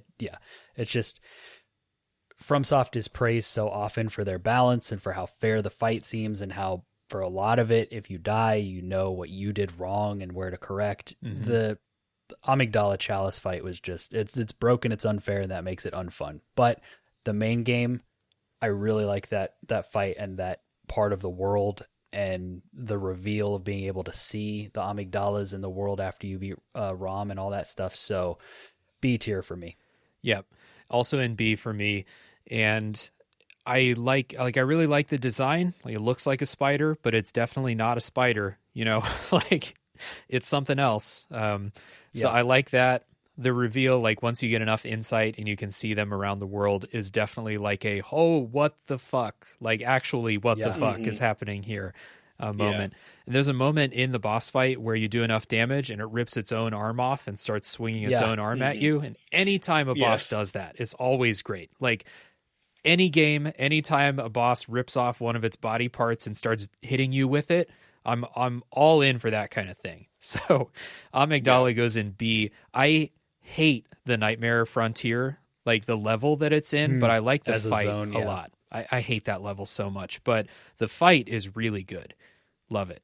So Amygdala goes in B for me, and we're getting into the later portions of the game where we're going to start for my list, we're going to start seeing a lot more bosses that are high up on the tier list. So yes, let's go to the One Reborn. The One Reborn. This one is not high on my tier list. Maybe I spoke too this soon. One is, this one is like upper C, for me personally.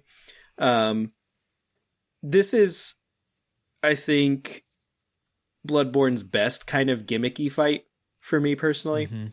Because in this one, you have to like kind of run up the stairs and kill like the sorceresses or whatever that are like firing stuff down on you, and then you can like kill the One Reborn.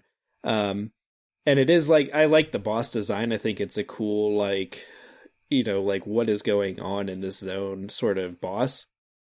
That said, once we kind of just killed the people around, and I was like, oh, okay, like I get how this works now.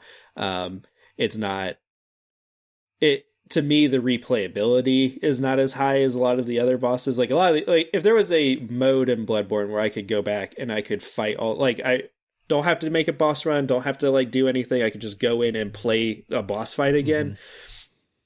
I would occasionally play this one, I guess that's how I think about it, but I wouldn't play it a ton. And so it's not the worst. It to me, it's a gimmick fight done right.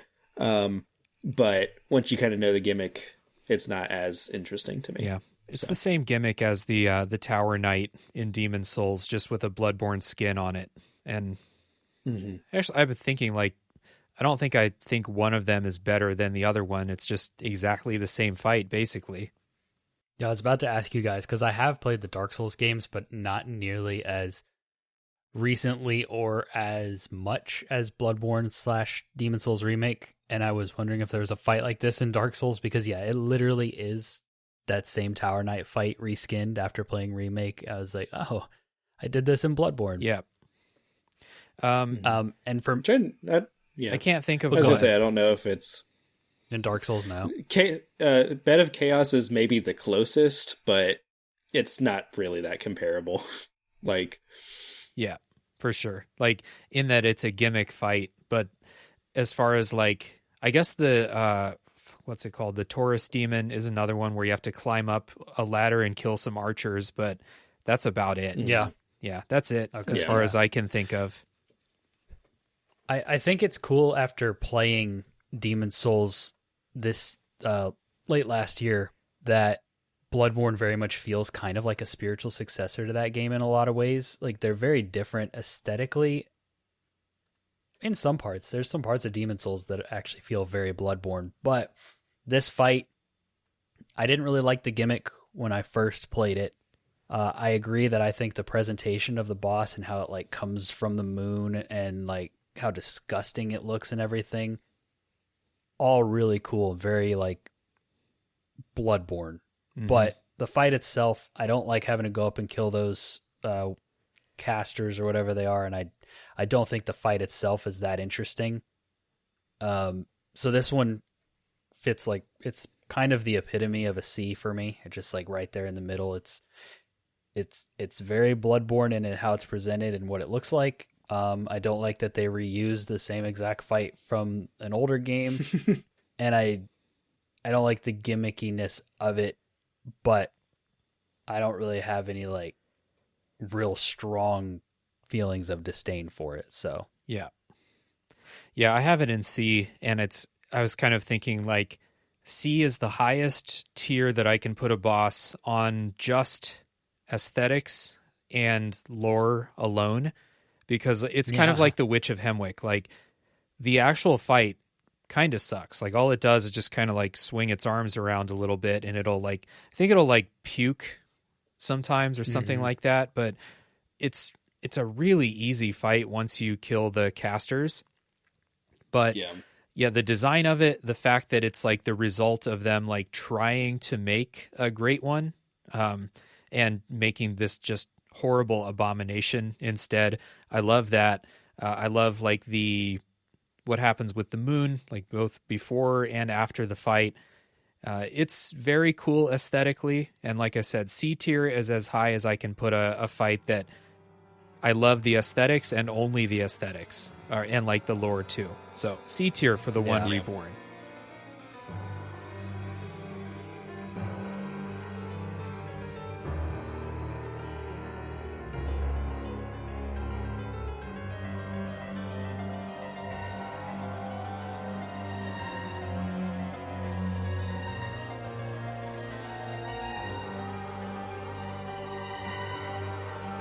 As you once did for the vacuous Rome.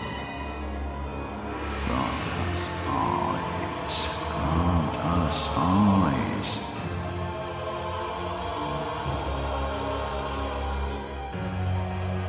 So next up we have Mikolash, the host of the Nightmare. And Mikolash is a special one, so I'm curious to know where you guys are going to put Mikolash on your list. I really struggle with Mikolash because lore-wise and just like story-wise and aesthetics and like just it's a gimmick fight, which like traditionally I'm not a huge fan of gimmicky fights, but it's a really cool gimmick of like he's just kind of like you're not really fighting so much as you're just like chasing this dude down almost. And trying to like dodge things in a maze, which is kind of cool. Like, and again, just kind of like lore wise of like, he's trapped in this nightmare. He was the one that was trying to create a great one. Like all of this cool stuff about him. I think he's at C though. Like low C, but C. Just because it is what it is. It's a gimmick. Yep. It doesn't present like any real cool challenge. It's more so just like, can you kind of vaguely remember the layout of this little maze, and find him, and then eventually kill him. But yeah, so I think that's where he was D originally when I made this like a little bit ago. But I bumped him up to C. I've thought about it. He's C. So okay. Interesting. I think his story stuff is interesting and cool, and his lore is kind of fascinating.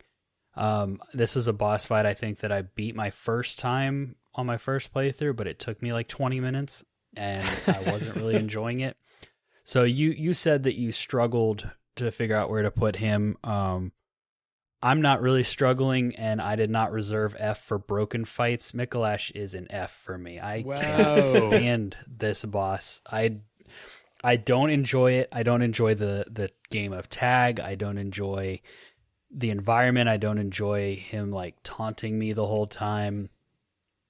I love watching people like speed run this game and like trap him before he can get out of like that first room and just like beat the living hell out of him. And that makes me so happy. I can't pull it off very well, but I'd love to be able to. But he deserves it. I just find this fight really annoying. I don't think it's hard, but I also don't like the gimmick. I find it very tedious and annoying, and it's one that I just want to get over with when I play, and I don't really enjoy anything about it. So here's my first F. Interesting. I have Mikolash in A. I fucking love Mikolash. Wow. Yeah, I know, right? Yeah. Wow. All right, so I'm going to be a little bit hypocritical because I said C is the highest I can put something on aesthetics and story alone. Like, I find Mikolash a bit more mechanically satisfying than the one Reborn, because he can actually fuck you up with his spells.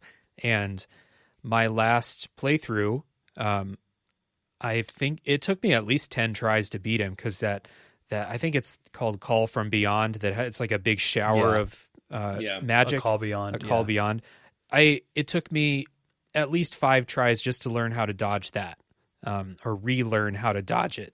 So there is a bit of challenge there, and I just love the story for Mikolash. How you interact with what I assume is his body to go into the Nightmare of Mensis, and then you fight him, and he's in here, he's doing all his research or whatever, and when you kill him, I love his cry when you kill him. He yells, "I'm waking up, I'll forget everything," but his body is dead and dried and desiccated in the real world, in air quotes, if that is the real world.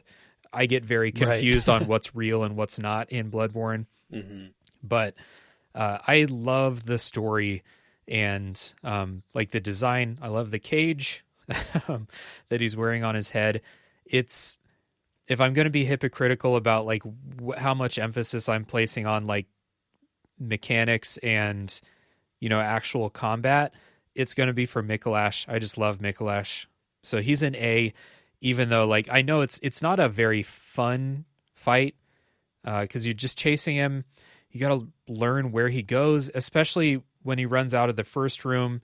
Then he goes in the other room and he fakes you out. He jumps in the mirror. Yeah. Mm-hmm. And then you have to find the other room, and it's like kind of hidden. It's kind of hard to find. Yep. Mm-hmm. And I got killed. Mm-hmm. I got killed by those, like, toy soldier dudes like 4 times the last time I was playing through the game. Those things hit like a truck. So yeah, I'll put Mikolash in A. I really like him. Wow. Yeah, I know. That's crazy. Big difference between us here. Apparently, I've heard from people, I've never done a New Game Plus on Bloodborne, but I've heard that Mikolash like doubles or triples in difficulty on a New Game Plus, because his attacks hit even harder when that Call Beyond can kill you in one hit on the regular New Game. So, yeah. All right. Next up, we're going to take a detour to the Upper Cathedral Ward right now. Before we go finish up the Nightmare of Mensis, we are going to fight the Celestial Emissary. Let's see. This is optional, right? I don't think you have to fight the Celestial Emissary. No, you have to fight it, I think. Do you? Because you go into the boss room, and then there is like a window you can break, and that's how you get to Ebrietas. Yeah. Yes. But so maybe if you don't engage with the boss the first time, you could skip it, but you have to go through the boss room, and once you've triggered it, you have to beat it. Yeah, but you don't have to beat Ebrietas. Ebrietas is optional. As far as I know. I guess, as far as, zones, you don't have to go here at all. I guess that, I got my wires crossed there. Okay, right. Gotcha. Yeah, these two bosses you don't have to go here at all. Yeah, so these are optional. And the first one to talk about is the Celestial Emissary. Yeah. Another gimmick fight. Another mob fight, kind of. But not in, like... I think the first time I went into this zone, I don't know that I realized that this was like, if I had not seen the boss like health bar, I don't know that I would have realized this was a boss fight. Right, it's just a bunch of dudes. And a big one. Yeah, So there's another fight that feels so similar to this one to me that I feel like one of them gets to go to C and one of them gets to go to D. And I'm struggling to decide which one I want to put where, because this one was not challenging, but it was the first time they did it. And so I kind of want to ding the second one, because like, which to me is more interesting for being like, you kind of just did the same thing again. But then, like I said, this one was not challenging at all. Like I said, I don't know that I would have. So I think I'm going to give this one a D. I think I'm going to give this one a D. So, I mean, it's not, honestly, it's kind of a, like when you're going through the game, it's a little bit almost of a breath of fresh air, because you're like, ha, I can be good at this game. Unless it kills you, and then you just feel absolutely awful. Yeah. You just got through a particularly difficult level, going through that building in the Upper Cathedral Ward with those werewolves and all the mind flayers in there. It's a real hard level. Yeah. And then you get to this fight. This fight for me feels like it could have been in a Chalice dungeon. It doesn't feel like it needs to be here, especially when you literally leave this fight and go straight to like a really challenging, interesting fight with there's 2 little enemies maybe between you and it. And there's not even really any more level to explore. This is my other F. I do not like this fight at all. I think that it's just, it's kind of pointless. I guess maybe they had the idea for this of like, okay, you've been kind of seeing these little alien guys. Wouldn't it be kind of cool if you think you're fighting a bunch of them and then all of a sudden there's a really big one and it's actually a boss fight, but then they didn't really know where to implement it, so they just kind of stuck it here. I don't know. It feels kind of tacked on to me. It doesn't really fit the vibe of the level, in my opinion. And yeah, for me, just don't care for it. Not a fan. I think though that once we get past this one, I won't have any more that are this low on my tier list. So. Yeah. Maybe this is the point where I say we're going to start filling in the top of the tier list. I think like story-wise, I think these fit because Ebrietas is like literally right next door, and the church is doing all kinds of, fucked up stuff with Ebrietas. And these, these blue dudes, Mr. Meeseeks, are like, they're the result of this kind of experimentation or like something like that. Cause there's one in Yosefka's clinic too. Right. So like story wise, I think they're fine, but this is a horrible like boss fight. This is my last playthrough. I had the Tonitrus as part of my build, and I just like the big one barely even had time to like get big and stand up before I had it killed. So this is an awful fight. Yeah. It's in D. The story's cool, but it's not even like cool enough to move it up just based on story. Cause like Rom is down in D on my list, and Rom's story is cool too. You got to have something mechanically. It sucks. Let's move on to Ebrietas though, because I think we'll have a little bit more to talk about with Ebrietas. Ebrietas, daughter of the cosmos. Yeah, she is in my A tier. I think it's a really cool fight. I like the boss design. She looks really cool. Up until this point, like I didn't know if we were actually going to fight like great old ones, or if it was all just kind of be like, maybe some weird stuff like the Amygdala or Rom or whatever, but like, we're actually fighting like these eldritch horrors basically too, which was pretty cool. I think her fight is not the most interesting, but she does have a lot of cool moves that if you're playing carelessly will mess you up pretty quick. And so like if you're careful about it, I don't think it's super challenging, but if you get too greedy, it will punish you hard. And just like story-wise, I think it's a very interesting, like lore-wise thing of the church has this great old one that they're keeping locked up, and yeah, so Like taking her blood or something like that down here. It's Yeah. great story. yes, Yeah. so much of what is going on is because of this boss. So Yeah, I think how she fits into the lore is really cool. I like her design. I like the fight. I think that this fight is not too bad if you're playing with summon or with somebody else, but oh boy, this fight was tough for me my first time through. This was one that I had to keep on trying over and over. Luckily, it has a pretty good boss run, pretty short. But yeah, tough fight, but not in like an unfair way. I enjoyed it. I'm putting it at B because of everything we've said, the aesthetics, how it fits into the lore. I didn't catch any of that my first playthrough. I just was like, oh, monster I have to kill. But especially after learning about how she fits into the what's going on in this world, it's all really cool. Mm-hmm. Yeah, I forgot to ask you guys, like when you're playing Bloodborne or Souls games, like do you pick up on lore? Do you read all the item descriptions and stuff? Because I don't, and I kind of just vibe when I play the game, and then I go watch, like you said, Vadi Vidya. I listen to podcasts, and like I get the story from other people because I'm just not the kind of person. Even when I'm really trying to, I won't stop and read 25 item descriptions each level.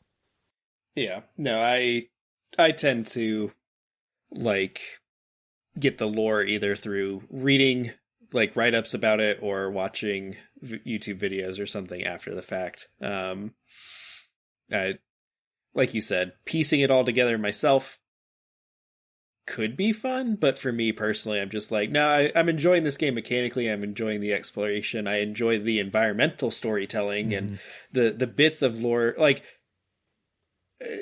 Souls games tend to give you enough that you can vaguely understand what's going on, and it's enough to kind of like get you thinking of like, I kind of want to know more about this, and that pulls me in, I guess, to want to learn more and watch these YouTube videos. So it's not like I'm just like, I don't care about the story at all, but it's like I get enough of the story to get me through the game, and then I'm like, that was really good, I want to learn more.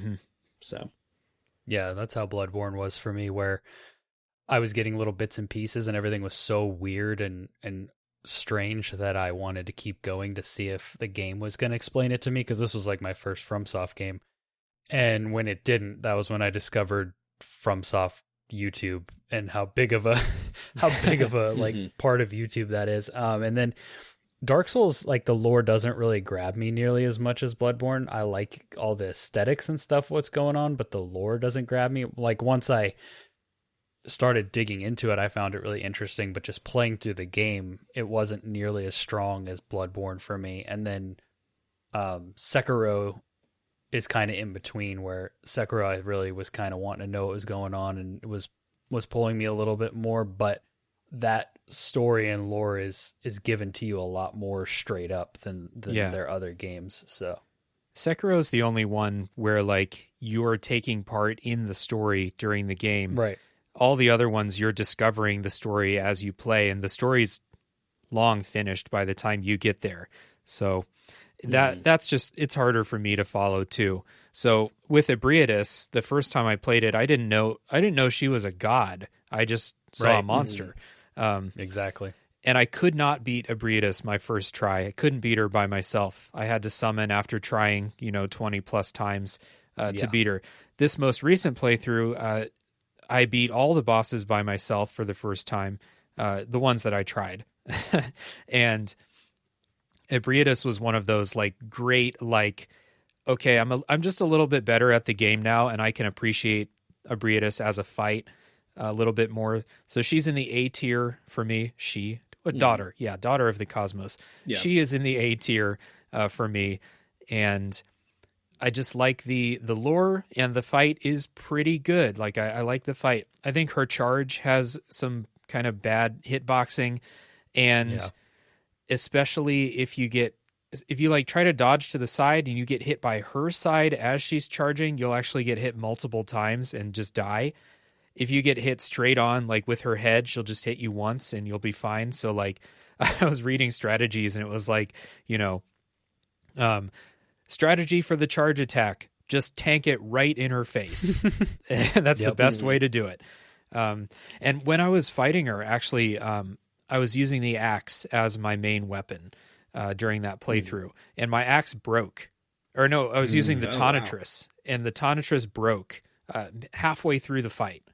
And I was like, oh, fuck, like, oh no. So I ran away. I don't even think I had my axe equipped. So I had like ran back and like menued through and equipped my axe. Yeah. And I actually won. That was the time I won. And it was a very cool little emergent story there. So cool. Yeah, that's awesome. Yeah. And I felt good because, again, could not beat her my first try or my first playthrough. So Ebrietas, real tough. And like those hitboxes, they can get kind of bad. So we are in the home stretch now. We have just a few bosses left for the main game, and we have the DLC bosses. So let's talk about Murgo's Wet Nurse, because she's the last boss before you get into those, finish the main game bosses. Murgo's Wet Nurse. Gross, by the way. Just gross. Yeah. So I have Murgo's Wet Nurse at A. Wow. Toward the lower end of A. But I thought it was a really, like, I don't know. To me, this boss felt like the culmination of a lot. Like, this was like, okay, like you were saying, Dave, this is the last boss you kind of fight before you get into, like, that very, like, end game bosses. And so this was like, this whole time you've been fighting your way up. You've been fighting your way towards, like, sort of this pinnacle. You've been hearing Murgo crying. Things have been getting more and more freaky as you go, and then you get here and it's like this thing that's invisible, but it's kind of got a shape, and it reminded me a lot of the dancer from Dark Souls 3, which I really like as a boss. And so that was fun. And just kind of like the vibe and aesthetic of the area I thought was really cool for me. So I had fun fighting it because it was challenging, but like not too challenging, but still fair. And then like just aesthetic and sort of story wise, I thought it was interesting. So I have it at A, low A, but A. Okay. Like this one's kind of tricky for me because I don't think there's anything blatantly wrong with this fight except that it's kind of easy. Like you were talking about, you hear Murgo crying the whole way through. The level's really intense. And then I felt like when I finally got to the top and this was the boss that I was faced with, it was almost a little disappointing mechanically. I think that stylistically it's really cool, and the like lullaby being played in the background is just so creepy. And then the nightmare slain popping up on the screen at the end, and like all of the game stuff is really cool. So I initially had this fight lower, but I think it's gonna go in that kind of that C range for me, where I like where it fits. I like kind of the style and like the music choices and stuff that they made, but just overall stacked up against the other bosses, I think it's a little bit weaker than some of the other ones that we have talked about and are going to talk about. Yep. I love any FromSoft boss where you go in and you don't get this bombastic, boss music in the background, and Murgo's is definitely a surprise. The design is very, very cool. All of the swords and sickles and everything like that, that's cool. The fight's really easy. If you get caught, she can kill you pretty quickly. There's like a kind of like spinning attack that she does that's kind of hard to like find the safe spot during. But most of the time, like she does that like walking, chopping move, and you can just like hang out on her butt and attack. So I'll put it at B. It's not a very fun fight, but it's not bad. And I do like all of the music, the design. and stuff like that. And fighting a boss with a baby crying in the background is something that It's terrifying. it's weird, yeah. So kind of puts you on edge a bit. The I didn't notice it playing at first, but in subsequent playthroughs, going back through Yarnum and getting to the little girl's window, it's the same lullaby playing there, and it tripped me out the first time I heard it because it reminded me of the Wet Nurse, and I was like, wait. And then like looking into it, I realized, like, I found out that actually was what's playing. And I think when you get like right up to the window, it might kind of fade away. So it's like when you're in that area getting close to her, I think it's meant to like kind of guide you and make sure you don't miss that window. But I didn't even notice it my first playthrough because there's so much stuff going on when you first are playing that game. But once you know Yarnum like the back of your hand, then that kind of stuff sticks out to you. And yeah, that tripped me out, and I thought it was really cool. Yeah, that is super cool. Maybe it's like a common lullaby in Yarnum world, like it's their version of Hush Little Baby, Don't You Cry or whatever. Yeah. So terrifying. All right. Before we get into the DLC bosses, I will give you guys the floor to talk about Queen Yarnum and the Thumerian Elder. And I'm just going to put them in the didn't fight tier on my list. But I am kind of curious. Okay. On the main episode, we did our top 3 bosses, and one of the guys on that episode put the Thumerian Elder in his top 3 for the whole game. So I'm curious to hear what you guys think about these two, Queen Yarnum and Thumerian Elder. I don't remember Thumerian Elder at all. The Thumerian Elder is like the Thumerian descendant. Like if you Google him and look at images, it's hard to tell which is which, and that's why I was getting them confused earlier, because I think that one of them is pretty cool, kind of reminds me of Ligarius and how like that kind of aggressive, and he kind of looks like him, but is not quite. It could be like his younger brother or something. I think that's the Thumerian Elder, because the Thumerian Elder in the picture has a big sickle that he's carrying. Right. Okay. That makes sense. So yeah, I like that one. I think that's a cool boss, but I haven't really thought about where I would put him yet, so I don't know if you know, Dylan. Yeah, I've got him in, like, he's on that borderline of C and D. I think I'm going to put him at D just because it's another one that I just don't, like, did not do enough for me to set itself apart for me personally.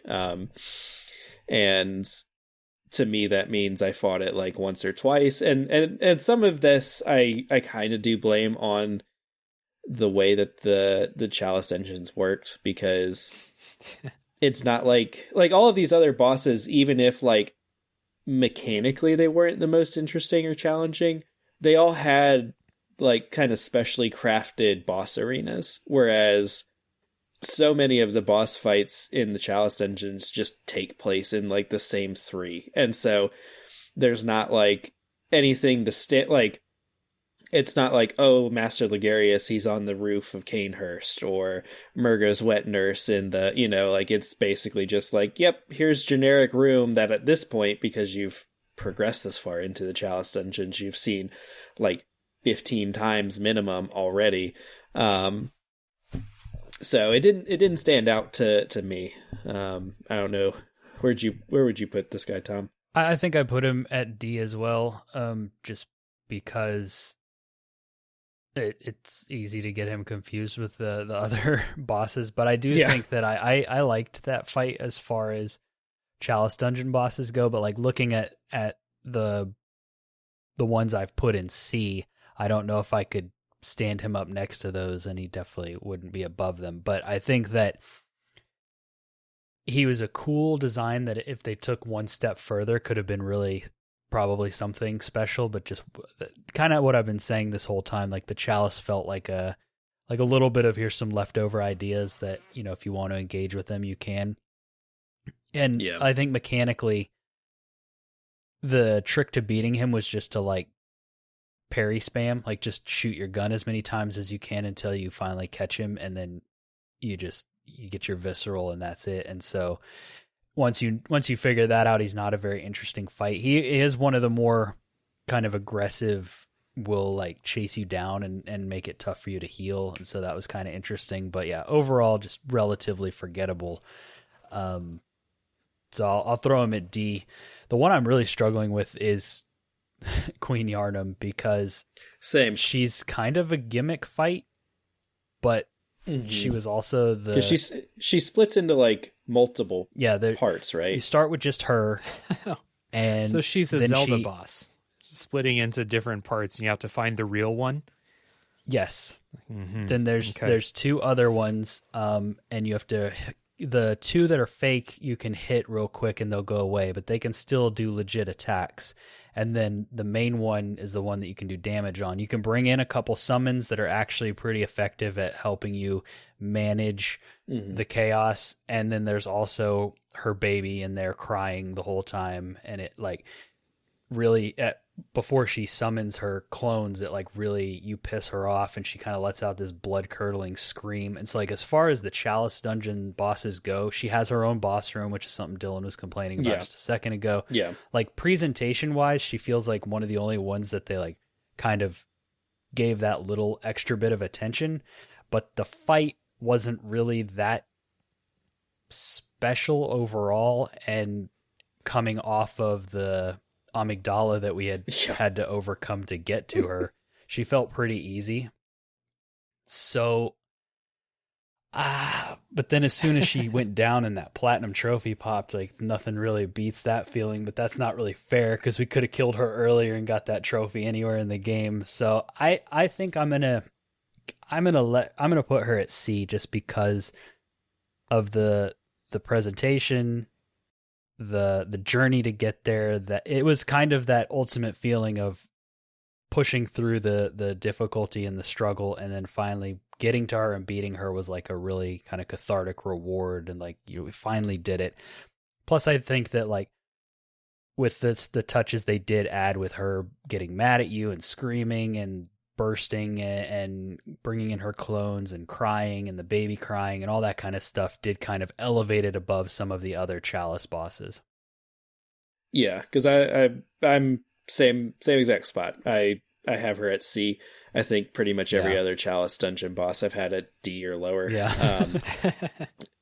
She did feel like they put, like, she felt like a fully fleshed out boss, whereas a lot of the other Chalice dungeon bosses to me kind of just felt like we couldn't figure out where to put this in the main game, so here it is in the Chalice dungeon. I think she could have potentially been in B tier had I not spent 3 weeks trying to beat Amygdala, because at that point, that was like, this is like beating her, I think, was the last thing that we had to do. Yeah. Maybe we beat the game and I don't remember the order exactly that we did it in, but like, she was basically the last thing we had to do. And at that point I was just like, I'm so freaking tired of the Chalice, like this Amygdala thing. And then like, cause I think we beat Amygdala and like, we basically, it was like an hour and we had this part done, because it was so much easier because it wasn't defiled. You just anymore. barrel through there was like two bosses between Amygdala and her, and I think I don't even think we did it together. We each on our own separate games just barreled through the last couple bosses just to get it done, and then we both like sent each other pictures of the platinum trophy. We're like, yeah, we did it, we're done. Nice. yeah so it like could have been higher. I feel like this out of all of them has the potential, and it was the most fleshed out, but like it was one of, and maybe we were just way over leveled because we spent 3 weeks on Amygdala. But it did kind of just feel like it went very quickly, and you get to it and it's like Andrew, how you were describing getting to like the top and fighting Murgo, Murgo's wet nurse, and it just kind of feeling like it fell a little flat. That's kind of how I felt with this boss. Like, it was still a really cool boss. I really liked the aesthetic and it was cool. And the fight was kind of like a little gimmicky, but still pretty fun. But it did kind of like, there was a little bit of me that was like, I spent 3 weeks on Amygdala for this. Yeah. So. Okay, cool. Yeah. I've seen lots of videos of people fighting Yarnum, and it looks cool. Like it looks like a boss fight that I would like to try. And that's why I was like, this time, I want to go through the chalices and fight her and stuff, but I ground down, and just listening to you guys talk about your experience going through the chalices, things start to blend together. Everything's basically the same thing. Half of me is like, would like to see this other content that I've never seen, but the other part of me is like, you made the right choice. Like you're not missing like unmissable content here. So no, right. But something that is unmissable, something you should do, is the DLC for Bloodborne, which is in the episode I said I think this is the best DLC that From Software has ever made, only really challenged by some of the Dark Souls 2 DLC in my opinion. But I think Bloodborne is the best. I love the Dark Souls 2 DLC, but I think DLC Bloodborne's the best. There are some parts in that Dark Souls 2 DLC that really suck, but those are optional parts. I think that has some of the best bosses in Dark Souls 2, but you're going to have to wait for the Dark Souls 2 boss tier list episode, which is going to be 7 hours long because that game has 85 bosses in it. Yeah, it's ridiculous. So we're going to start the Bloodborne DLC with Ludwig, the Holy Blade.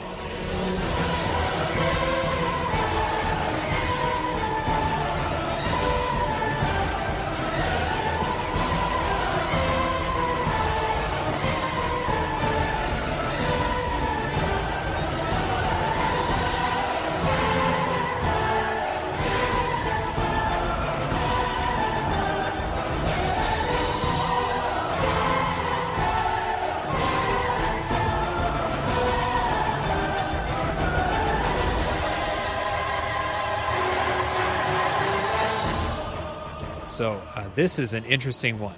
Where are you guys putting Ludwig? I have Ludwig at A. I thought it was I really liked this boss fight. I don't think I got stuck on it too long either. Well, we did it together. I think I beat him in.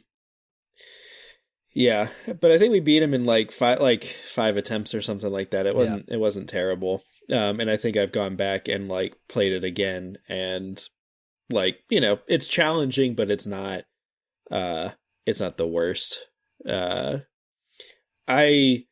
think it's really cool because my initial playthrough, I think I used Ludwig's blade. And so it was really cool to be like, oh shoot, this is the guy this is his blade sort of thing, that's really cool. So I like that from a lore and story perspective. I thought it was a very, it was kind of disgusting and Cronenbergian, body horror stuff going on, which I thought was very interesting. I thought it was a very freaky boss because of that. And just he hits like a truck, but to me, it felt like the fight was very fair. It was, one of those, I could see the lines of code or whatever, and it's okay, I know how to dodge this. I just don't have to, I have to not mess up the dodge because I'll die if I do, but I understand how he's going to attack. And so I thought that was really cool. And doesn't his head talk to you after you kill him? His head's just laying there. I thought that was kind of a cool. It's real gross. So yeah, he was probably, outside of some of the end of game bosses, he was probably my favorite big beastie boss. So this boss is S tier for me. Ludwig is amazing in how he's presented. The music that's playing in the background is probably the best in the entire game. And the you can tell, even if you're not paying attention to the lore, you still feel heartbreak when you're fighting this boss. It's it just feels so tragic. And it's one of the only bosses, if not the only one, that interrupts you halfway through and has this big cutscene, kind of emotional moment where he's talking to his sword and he changes forms. Yeah, and the boss room and how you traveled to get to him is just absolutely disgusting on a level that we didn't really see in the main game. We saw some gross stuff, the the brain and all that. But like this, like just this whole thing, you're just wading through blood, and yeah, it's absolutely turned up to 11. And then for him to be the fight that you get at the end of that, and kind of he's the introduction to the DLC bosses, and you kind of feel like, all right, they're doing something here. Yep. And yeah, this boss is S tier for me. I go back and I watch a lot of videos of people fighting him, and there's a guy on YouTube who does like, what if such and such a song sounded like the music from Doom Eternal, and he's done the song from this boss, and it's amazing. Yeah, this one's S tier for me. I absolutely love it. Yep. S tier for me also. It's my second S tier for the game. It's your first one, right, Andrew? It is my first one, yes. It's S tier for me, and it's interesting because my first playthrough, I could not beat him by myself. This was the other one. I had to summon help. I just could not wrap my head around this fight. And this was the one replay where I was like, okay, I'm going to figure this out. Like, I know I can do this. I'm going to figure it out. And it's interesting for me, the second phase where he pulls the sword out, you would think that that's going to be the harder phase. But for me, it's much easier than the first phase. Yeah. Because even the time that I beat him by myself, he does this charge attack in his first phase that I just couldn't figure out how to dodge it. And like I think my stream archives got deleted by now, but you can hear me in the stream be like, okay, I dodged it, but I don't know how, so I better make this count. So yeah. But the second phase is much easier because it's a dude with a sword, and we've fought dudes with swords before instead of giant horse monsters. But everything comes together for Ludwig. It's the full package. Like you said, the music, especially in the second phase, is fantastic. Yeah. The design is horrific. The boss arena with all those bodies everywhere. And I don't know if you noticed, but if you have the camera pointed at the bodies, they move around like they're still alive. It's real gross. Ugh. There's the dude banging on the gate outside of his boss arena that's just like, well, I'm going to kill you because you give me like 6 blood vials each time. But sorry, buddy. Yeah. Total package. I love this fight, even though if we did this podcast 6 months ago, I would have put him down at like B or so because I just thought it was really, really hard. I mean, it is really hard. It is hard. But now I have done it. And but the DLC is really hard, and so it's kind of like, hey, get ready. Yeah. Well, I was gonna say yes, we're gonna continue the trend of things being really hard, but the next fight in the DLC that we're gonna talk about is the Living Failures.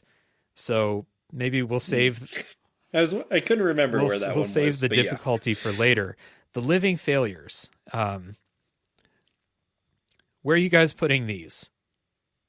This is the one that felt like Celestial Emissary 2.0 to me. It felt very much like, hey, remember Celestial Emissaries? What if they were like kinda a little bit harder, and the arena was slightly more interesting? And so I thought it was like, it's an interesting fight. It's a little frustrating because sometimes if you get them too spread out, you'll get hit by like the little magic attacks that they do because you don't see that they're coming. I said I couldn't decide. I felt like I was going to put one at C, one at D. I think I'm just going to put both of them at D. So that's fair. So I think this one's also at D. I do like it better than the Celestial Emissaries fight, but it's also kind of like, it just feels like they did the same thing to me. So yeah, for me, it doesn't feel like the Celestial Emissary because that fight, you can just like run in there and swing with your eyes closed and beat it. This one, they're a little bit tankier and they can hit you back really hard, but I still don't really like this fight. It's one of those kind of frustrating gimmick fights, and there's no level between it and the next fight, so I don't know why they felt the need to even put it here. I'm sure it's got pretty big lore implications, but I didn't like it, and also I feel like the sound is unbalanced when you go into this fight, because I was playing it with headphones for whatever reason, and just like as soon as I would enter the fight, the music would just like burst like really loudly into my ears, and like I hadn't noticed that for any of the other bosses. Like the music will ramp up and like get louder and epic, but it feels like a natural like musical thing that it's doing. This felt like audio imbalance, so that was kind of frustrating. Overall, not a very interesting fight, but still I found it more difficult than I thought it should be. Like I died to this boss more than I would like to admit because it's so simple, but it's just because all the attacks hit so hard, and once you get hit a couple times, you know, if you can't recover fast enough, then another one's going to hit you or something's going to hit you off screen. And so yeah, for me this is a D. Just didn't really care for it. Interesting. I have this one up in B. I don't. Interesting. The regular fight, like where you're just, you know, kind of managing the crowd and then taking shots when you can, is not super interesting, but they do have that big meteor attack where you have to hide behind the giant sunflower. Sounds really weird to say it out loud like that, but that's what you're doing. And I don't know. I like the fight is a little bit satisfying mechanically because you can parry them. You're managing a crowd. It's not like the Celestial Emissary where you're just swinging and just mowing through this pack of enemies in front of you. Right. And they do have a little bit of a challenge. I died maybe 3 or 4 times on my most recent playthrough fighting them. And it's always because like it takes me 2 tries to figure out how to identify where those meteors are coming from. And then sometimes like I think I have it blocked and one just like goes right next to the sunflower and hits me right in the face. So I don't know. The main thing with the living failures, though, is the story, which is they are living failures of attempts to make or to become great ones, which is what they're doing in the research hall, which we did top 3 levels on the main Bloodborne episode, and the research hall was in my top 3 for like level design things, but like what's happening in there is so like horrific that lore kind of carries into the living failures. So it gives them a little bit of a push, and I can put it above a C because there is a little bit of mechanical like difficulty there. So to follow my own rules, to get back on the rules, they're not a great fight though. Like it's in B because I love the lore so much. Yeah, but it's not a really fun fight. Yeah. Next, right after, and like thankfully you get a lamp right before this boss. Next is Lady Maria of the Astral Clock Tower.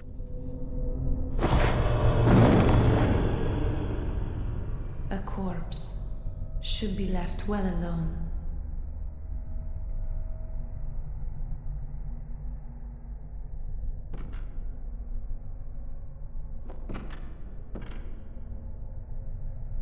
Oh, I know very well how the secrets beckon so sweetly.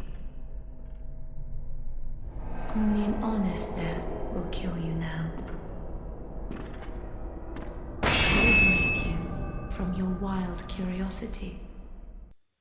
There's a fun fight for you. S tier. Yep. Yes. S tier. This was such a cool fight. She might be one of, like, she's definitely one of my top 3. Like, she might be my favorite. Probably not. I think there are a couple coming up that I like a little bit better than hers. But hers is such a really cool fight. She's very quick. Very, very quick. Like a lot of the other hunters feel like they move at your speed. She feels like she moves a little bit faster than you do. And so you've got that like adjustment to kind of make there and learn of like, okay, normally I could be a little bit more aggressive. This, I might have to like, she really wants you to parry her. And I like how as the fight progresses, like she uses more and more of like the blood tinge type of stuff. The lore behind her is very interesting, like coming from, I think she comes from Canehurst, right? And, or something. is somehow tangentially connected to like the Canehurst sort of vampire-y people, but like refuse to use it, and so the fact that she's using it against you is like saying something, and how she's kind of like regrets everything that the old hunters did, and that's why she's kind of like guarding those secrets, and just the connection that she has to Gehrman. I think it's all just really cool. I love this fight. If, like I said earlier, if there was the ability to just pick, like, I don't want to play the game, I just want to fight the boss, she would definitely be one that I would go back and do a bunch. So it's interesting. You can do that in Dark Souls 2, but not in Bloodborne and not in Dark Souls 3. Just in Dark Souls 2, they were like, "Hey, use a bonfire aesthetic. Go fight the boss again. Go have fun." But not here. Exactly. Maybe Elden Ring. Yeah. We'll see. I was going back and forth on between like A and S on this one, and I think I'm gonna put her at S. This such a good fight, and the feeling of satisfaction when you actually finally defeat her is probably one of the better, like the better bosses to give me that feeling. Because I felt the whole thing felt like epic, and it felt like you're fighting tooth and nail, and I was healing a bunch, and every time I got hurt I was like, that was a stupid mistake, why did I do that, or why did I dodge like that, or why didn't I parry, or damn it, I missed my parry, like, and it all felt, every little mistake felt very impactful and important, but it wasn't an immediate one shot. Like, you still had time to recover and stay in the fight. Like, I think when I finally beat her, I was down to like 3 bullets and 2 vials kind of thing. Like, it was one of those like tooth and nail fights, and it felt so cool. And yeah, the fact that she's kind of like she feels like a slightly superhuman hunter, and her weapons are just so cool. Her style, like her outfit and her weapons and everything she does. The cutscene when you go into fight her and she like grabs your wrist. Yeah. S tier for me. Me too. And like, she wasn't in my top 3 bosses in the game, but she is definitely in my my S tier. I think it's a really fun fight, and like, what's cool about the fight with Maria is that she, as her phases get more and more intense, she starts to get these kind of like elemental effects, like the blood, the fire, but the attacks are still the same that she's doing. And so like, it's not like she gets like 55 new moves that you have to learn. You just have to like try not to get psyched out by the fire that's coming off of the sword now. And she's still basically doing the same attacks. You have to be a little bit more careful so you don't get tagged by a bigger hitbox now, but it's still basically the same fight. And I really like that approach to something I don't love about From Software's trajectory is like how much they love multi-phase boss fights now. But I think that like the multi-phase in Maria's fight is cool because she gets these new effects, a little bit of extra damage, but it's not like, you know, she completely transforms and now you have to learn a whole new moveset. So it's a very, very fun fight. It's your like, maybe not your final test for parrying, but she is very, very parryable. That's how I have to fight her because I need that extra damage. So yeah, very good fight, Maria. And like, I think this is, if you ask the average Bloodborne fan, what's your favorite fight? A lot of people will say Maria because it's just such a just a well-conceived fight. And once you realize that she's wearing the same clothes that the doll has, you're like, oh, okay, Gehrman, what's going on here, buddy? Like, what are you doing with that doll? Yeah. Yeah, some weird stuff going on. Yeah. Oh, yeah. We have 4 bosses left on this. This has become a marathon tier list episode. Before we go fight Orphan of Kos, we have another DLC boss, and it is Lawrence, the First Vicar. So, Lawrence. I think Lawrence is B tier for me. He is very cleric beastie.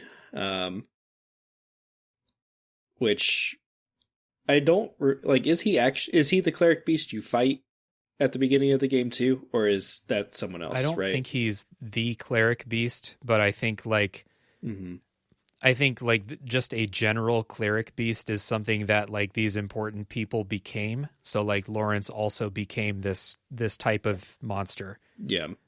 Yeah, at one point I knew, or I had heard, like, seen a video on who the cleric beast you fight in Central Yharnam is, but I Right. can't remember right now. Yeah.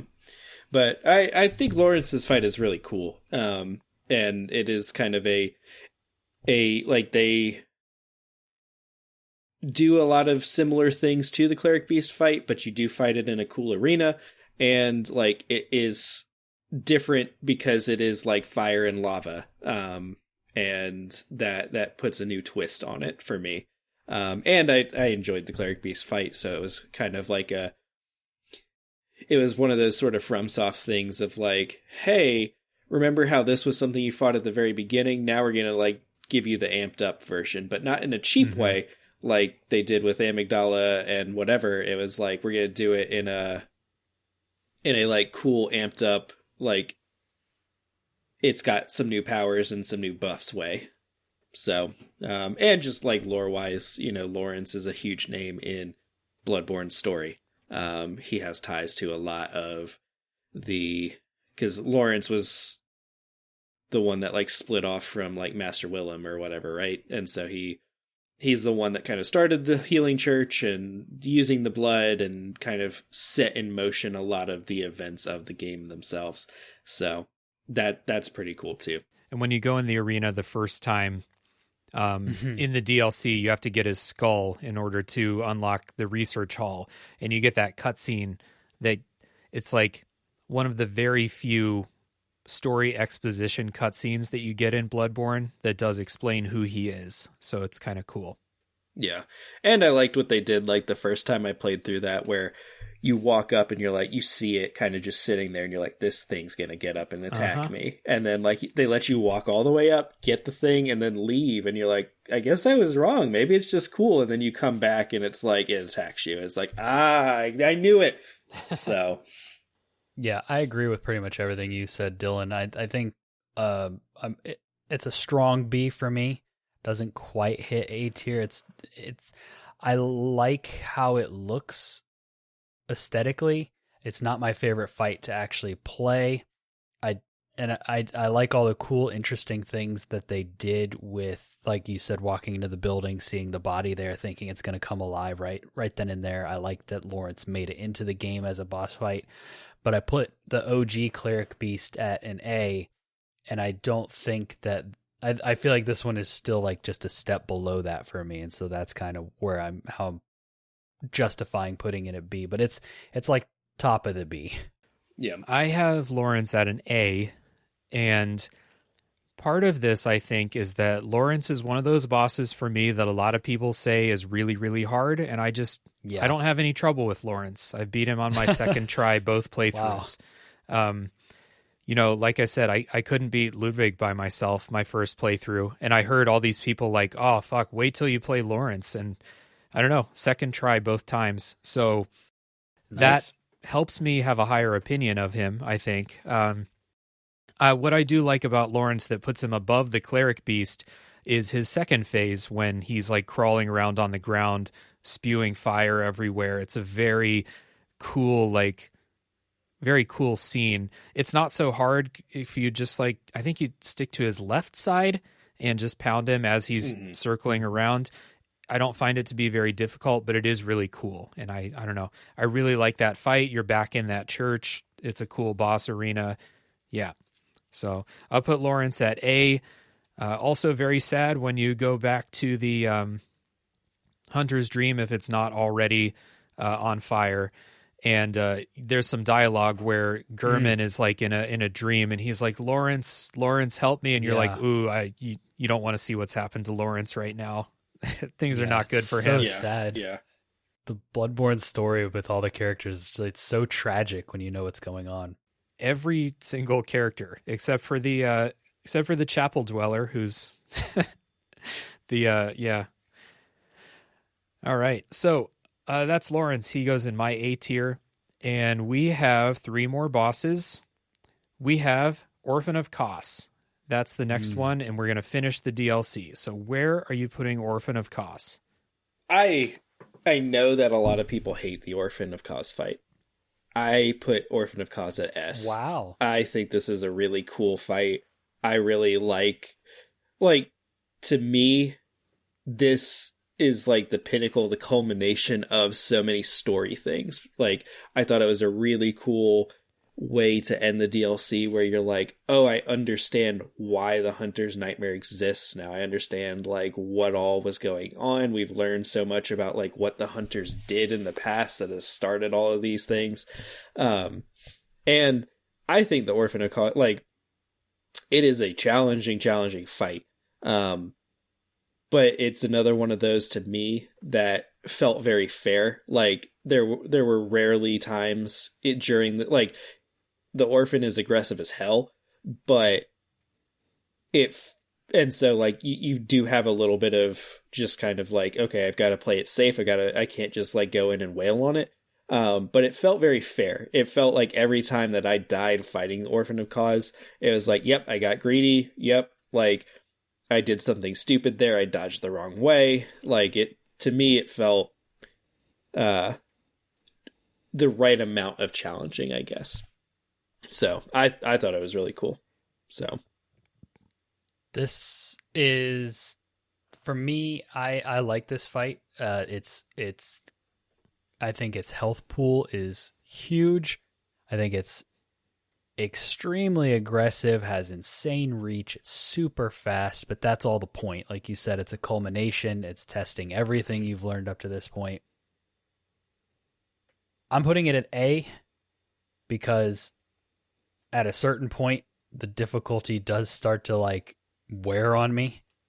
But for all the lore reasons, all the story reasons, its presentation, the fact that it's like fighting with a placenta, like yeah, it's Bloodborne to the max, and it's a really cool way to cap off the experience. I mean, obviously, like you could do the DLC, you do the DLC before you end the game, but this, especially if you played the game at the time, you would have played this after having beat the game, and you're getting like more, you're filling in more of the gaps and stuff like that. And so I think it was a really good way to end it all. Yeah, tough as nails, but really cool, really excellent fight. And if you beat him, you feel like a badass, and so that's what it's all about. Yeah. So A for me. Orphan of Kos is S tier for me, and he's my favorite boss in the game. Wow. You're going to say he was easy next and that you didn't have any trouble with him. And the next point is that he actually is the hardest boss in the game for me. But each From Software game has one boss, at least one, but usually one that I can pick out that is very hard, that takes me like 20 tries, but it's just, I get in that zone, that ideal zone where each try you get a little bit better, you learn a little bit about one of its moves, maybe you get its health bar down a little bit more, but you learn something, and the whole process is fun learning it. And so like Dark Souls 1, it's Artorias. Dark Souls 2, it's Fume Knight for me. Dark Souls 3 is Gale. And then in Bloodborne, it's Orphan of Kos. And like this past time, it took me about, I want to say like 3 hours of streaming to beat him, but I had a great time the whole time. I was like, okay, I mean, I'm getting frustrated because I'm dying a bunch, but like I'm enjoying the process of getting better at fighting him. And the thing that's hard is his second phase. He is so aggressive. It's really hard to dodge for me in the second phase. And what he's doing is, I think he's really punishing, if you have the tendency to dodge backwards instead of dodging forward, he punishes the fuck out of that. And so I had several deaths where I had to be like, okay, Dave, do not dodge backwards. Like, this is not the time. You can't heal right now. Just dodge forward, dodge again. You can heal after that. Orphan of Kos is my favorite boss. I just love the fight. I love the process. I love the sound design. His screaming throughout the fight is Yeah. It's terrifying. Yes. And seeing the result, like the story wise, seeing the result of what the first hunters did, the origin of the curse and all of that, it's just fantastic. I love it. So S tier for me, Orphan of Kos. 2 more bosses. So the first one is Gehrman, the first hunter. Another S tier. Gehrman is my favorite boss in the game. I really like just the lead up, like he's been at the game since the beginning. You've been talking to him. He's always in this wheelchair. That he's a hunter, but you don't really know what's going on. You do all of these things, you complete your quest, you get back to him, and it's like you realize like, oh, he's like gonna try to like he's gonna sacrifice him, like he's gonna fight me so that I can get out of this dream, and he is gonna take the bullet and stay here in this dream. And then like he gets up and gets out his like sword and scythe thing, and it's just so cool. And I don't know, just like aesthetically, Andrew, for like our older project, we had like an intro where he had like this screenshot of him and Gehrman, and it was like this night, the field of flowers, sort of like an old samurai movie almost. And it's just so cool. His weapon is probably one of my favorite weapons in the game. I don't know. I love it. So. Well, I'm right there with you. S tier for me. The culmination of the main game was great. I chose to fight him on my first playthrough, and whoo boy, was it a check. He definitely showed me that I was still the Padawan and he was the master, but eventually I got it down. And yeah, just the whole, like, you go and the dream is on fire, and then you go over there and you have the choice to either let him kill you or you say no. And if you say no, like, he stands up so slow, takes his weapon off so slow, and it's so dramatic and epic and presented so well. But he also kind of has this air of like, here we go again kind of thing. And Yeah. And then, he just proceeds to whoop your ass all over that field of flowers. Mm-hmm. And I love that fight. Playing through the game more and fighting him a few more times, now I'm able to actually make it look like a cool fight. I actually hold my own. He can still catch me off guard and just destroy me, but he is pretty parryable once you learn it. But yeah, overall, just the presentation, the culmination, the difficulty, it all comes together for me. It's the total package. It's S tier. Right on. Just before I give my opinion, did you guys play this before the DLC came out? No, but I played through the whole game through before I bought the DLC. Okay, gotcha. The reason I ask is because, like, I can see at the end of the base game, if you didn't play the DLC, I can see Gehrman being a big difficulty jump, because he is harder than most of the bosses in the main game, but he's not harder than Orphan of Kos and Maria. So if you just get done, whenever I play, I kind of get in this thing where I'm like, I beat Orphan of Kos and then I go straight to Gehrman and beat him, and he's much easier than the Orphan of Kos. So he's way easier than the DLC. Yeah, so like he usually takes me a few tries to beat. Mm-hmm. He usually catches me a few times because I'll forget about a certain attack or something like that. But I don't know. And he can parry you too. He's one of the few people in the game who can parry you and get a visceral attack on you. And when that happens, you're like, oh no, oh shit. Okay, this is real now. Yeah.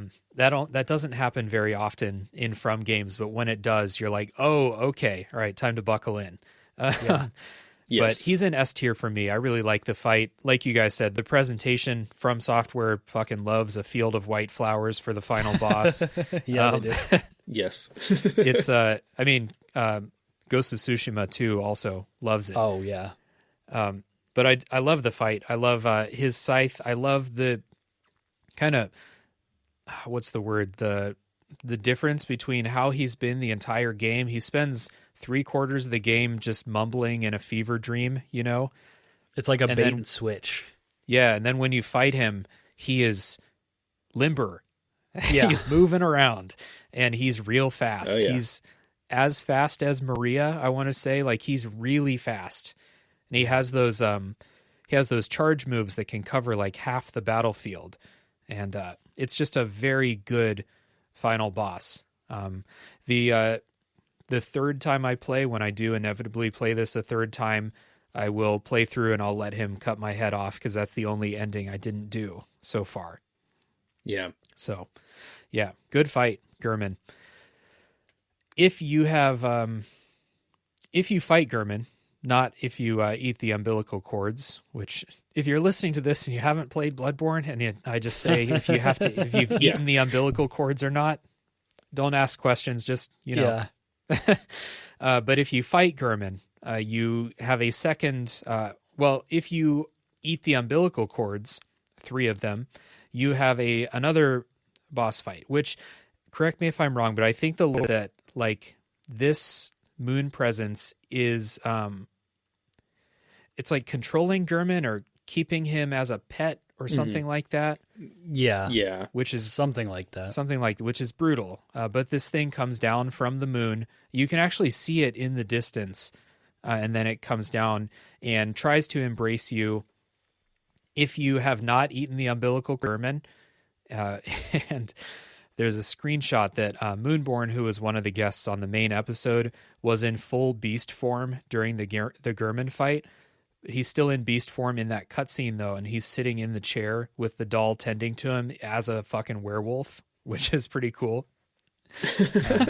But if you have That's hilarious. eaten the umbilical cords, the moon presence comes down, you are strong enough to reject it, and then you have to fight it. So, last boss of the tier list, where are you guys putting the moon presence? I also put the moon presence at S tier because Wow. I did like it was another one of those fights that I thought was a very fair fight, which I really appreciate. Like, it could still be challenging. I agree with you, Dave, that like we played the DLC first, and so like you hit Gehrman, you hit this, and it's still challenging, but you take a few times and it's like, okay, I got this. I thought the boss design was very cool. It was a very like Lovecraftian sort of horror that was coming down. And it was another one of those things that felt like, okay, this is again one of those culmination moments where it's like everything that I've been doing up through this game. Now, granted, I don't know who figured out, if I use these 3 items and then fight Gehrman, but like there's always that stuff that I love about the Souls or the FromSoft games where it's like, how did anyone ever figure this out? But I thought it was really like a, just a cool, like, okay, I've been doing all these things. I'm going to fight this Lovecraftian horror that's been pulling the strings of everything this entire game. And then like you get to the end and it's like this confusing, like, wait, so now I'm an old one? Like, what is going on? This was my reward. But again, it feels very like cosmic horror of just like, yeah, there's not like a happy ending. You don't wake up and be like, oh, that was a weird dream. Like, it's very much like, like it's kind of one of those bittersweet kind of like more gritty, like, yeah, good job. Now you're an ancient eldritch horror. But I don't know. I love this fight. It may not deserve S tier, but for me personally, it's S tier. So That's interesting. Because for me, I think this fight is, thank God, really easy.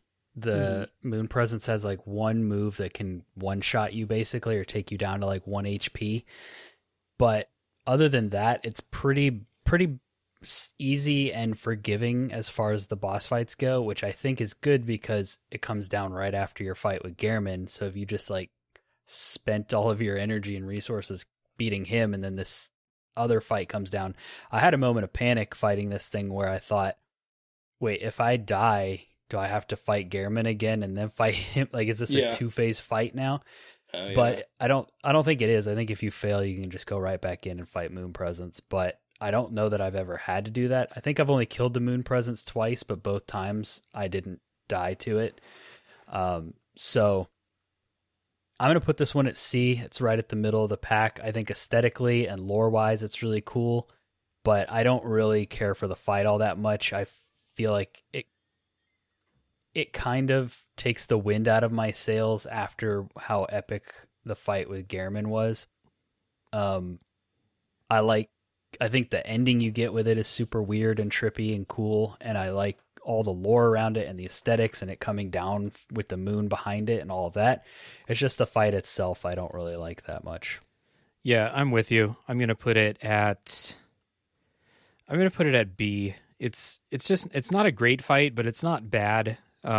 It's just fine, especially after Gehrman and after Orphan of Kos. If you've been doing that, it's kind of a letdown. It does have that one attack that drains your health all the way down to 1, and you're like, holy shit, what's happening?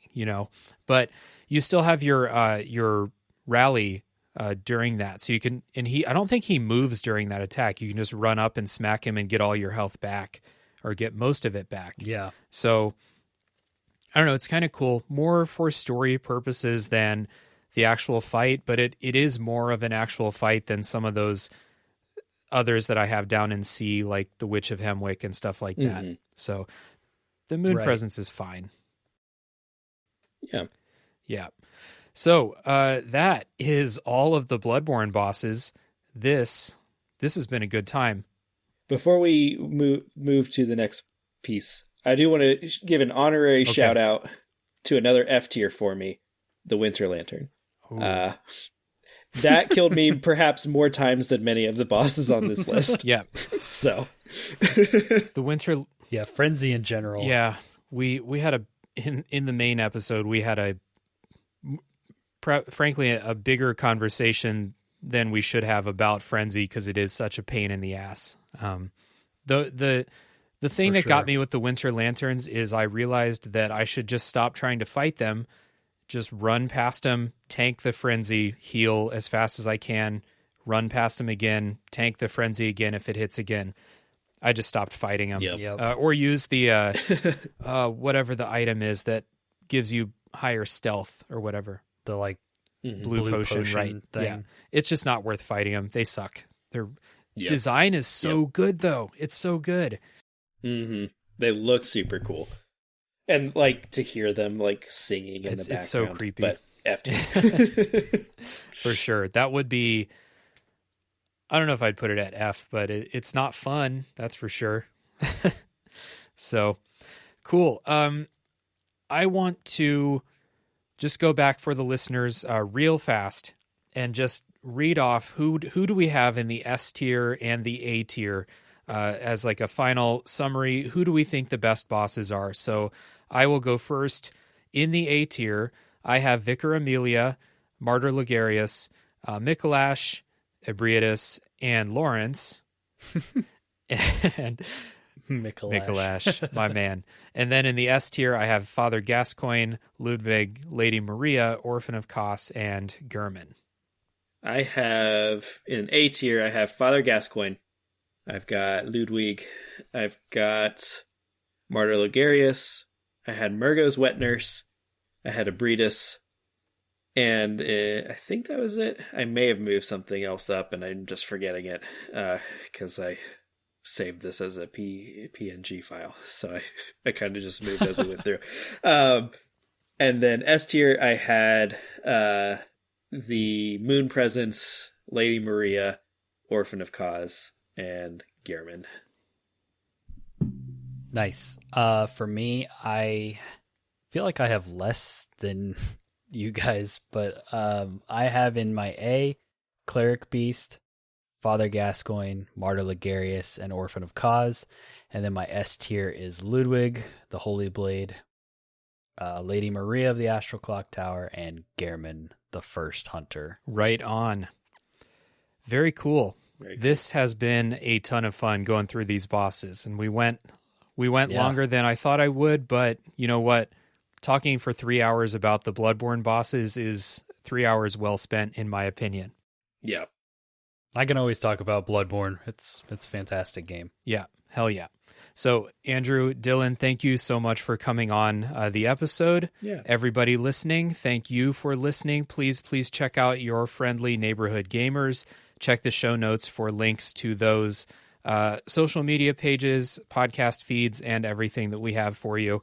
And if you want to, check the show notes for a link to the tier list, the template that we used, and you can make your own tier list and send it to me at Tales from the Backlog on Instagram, at TFTBL Pod on Twitter, and at Tales from the Backlog on Facebook, although I don't really check Facebook anymore. So Instagram and Twitter are your best bets.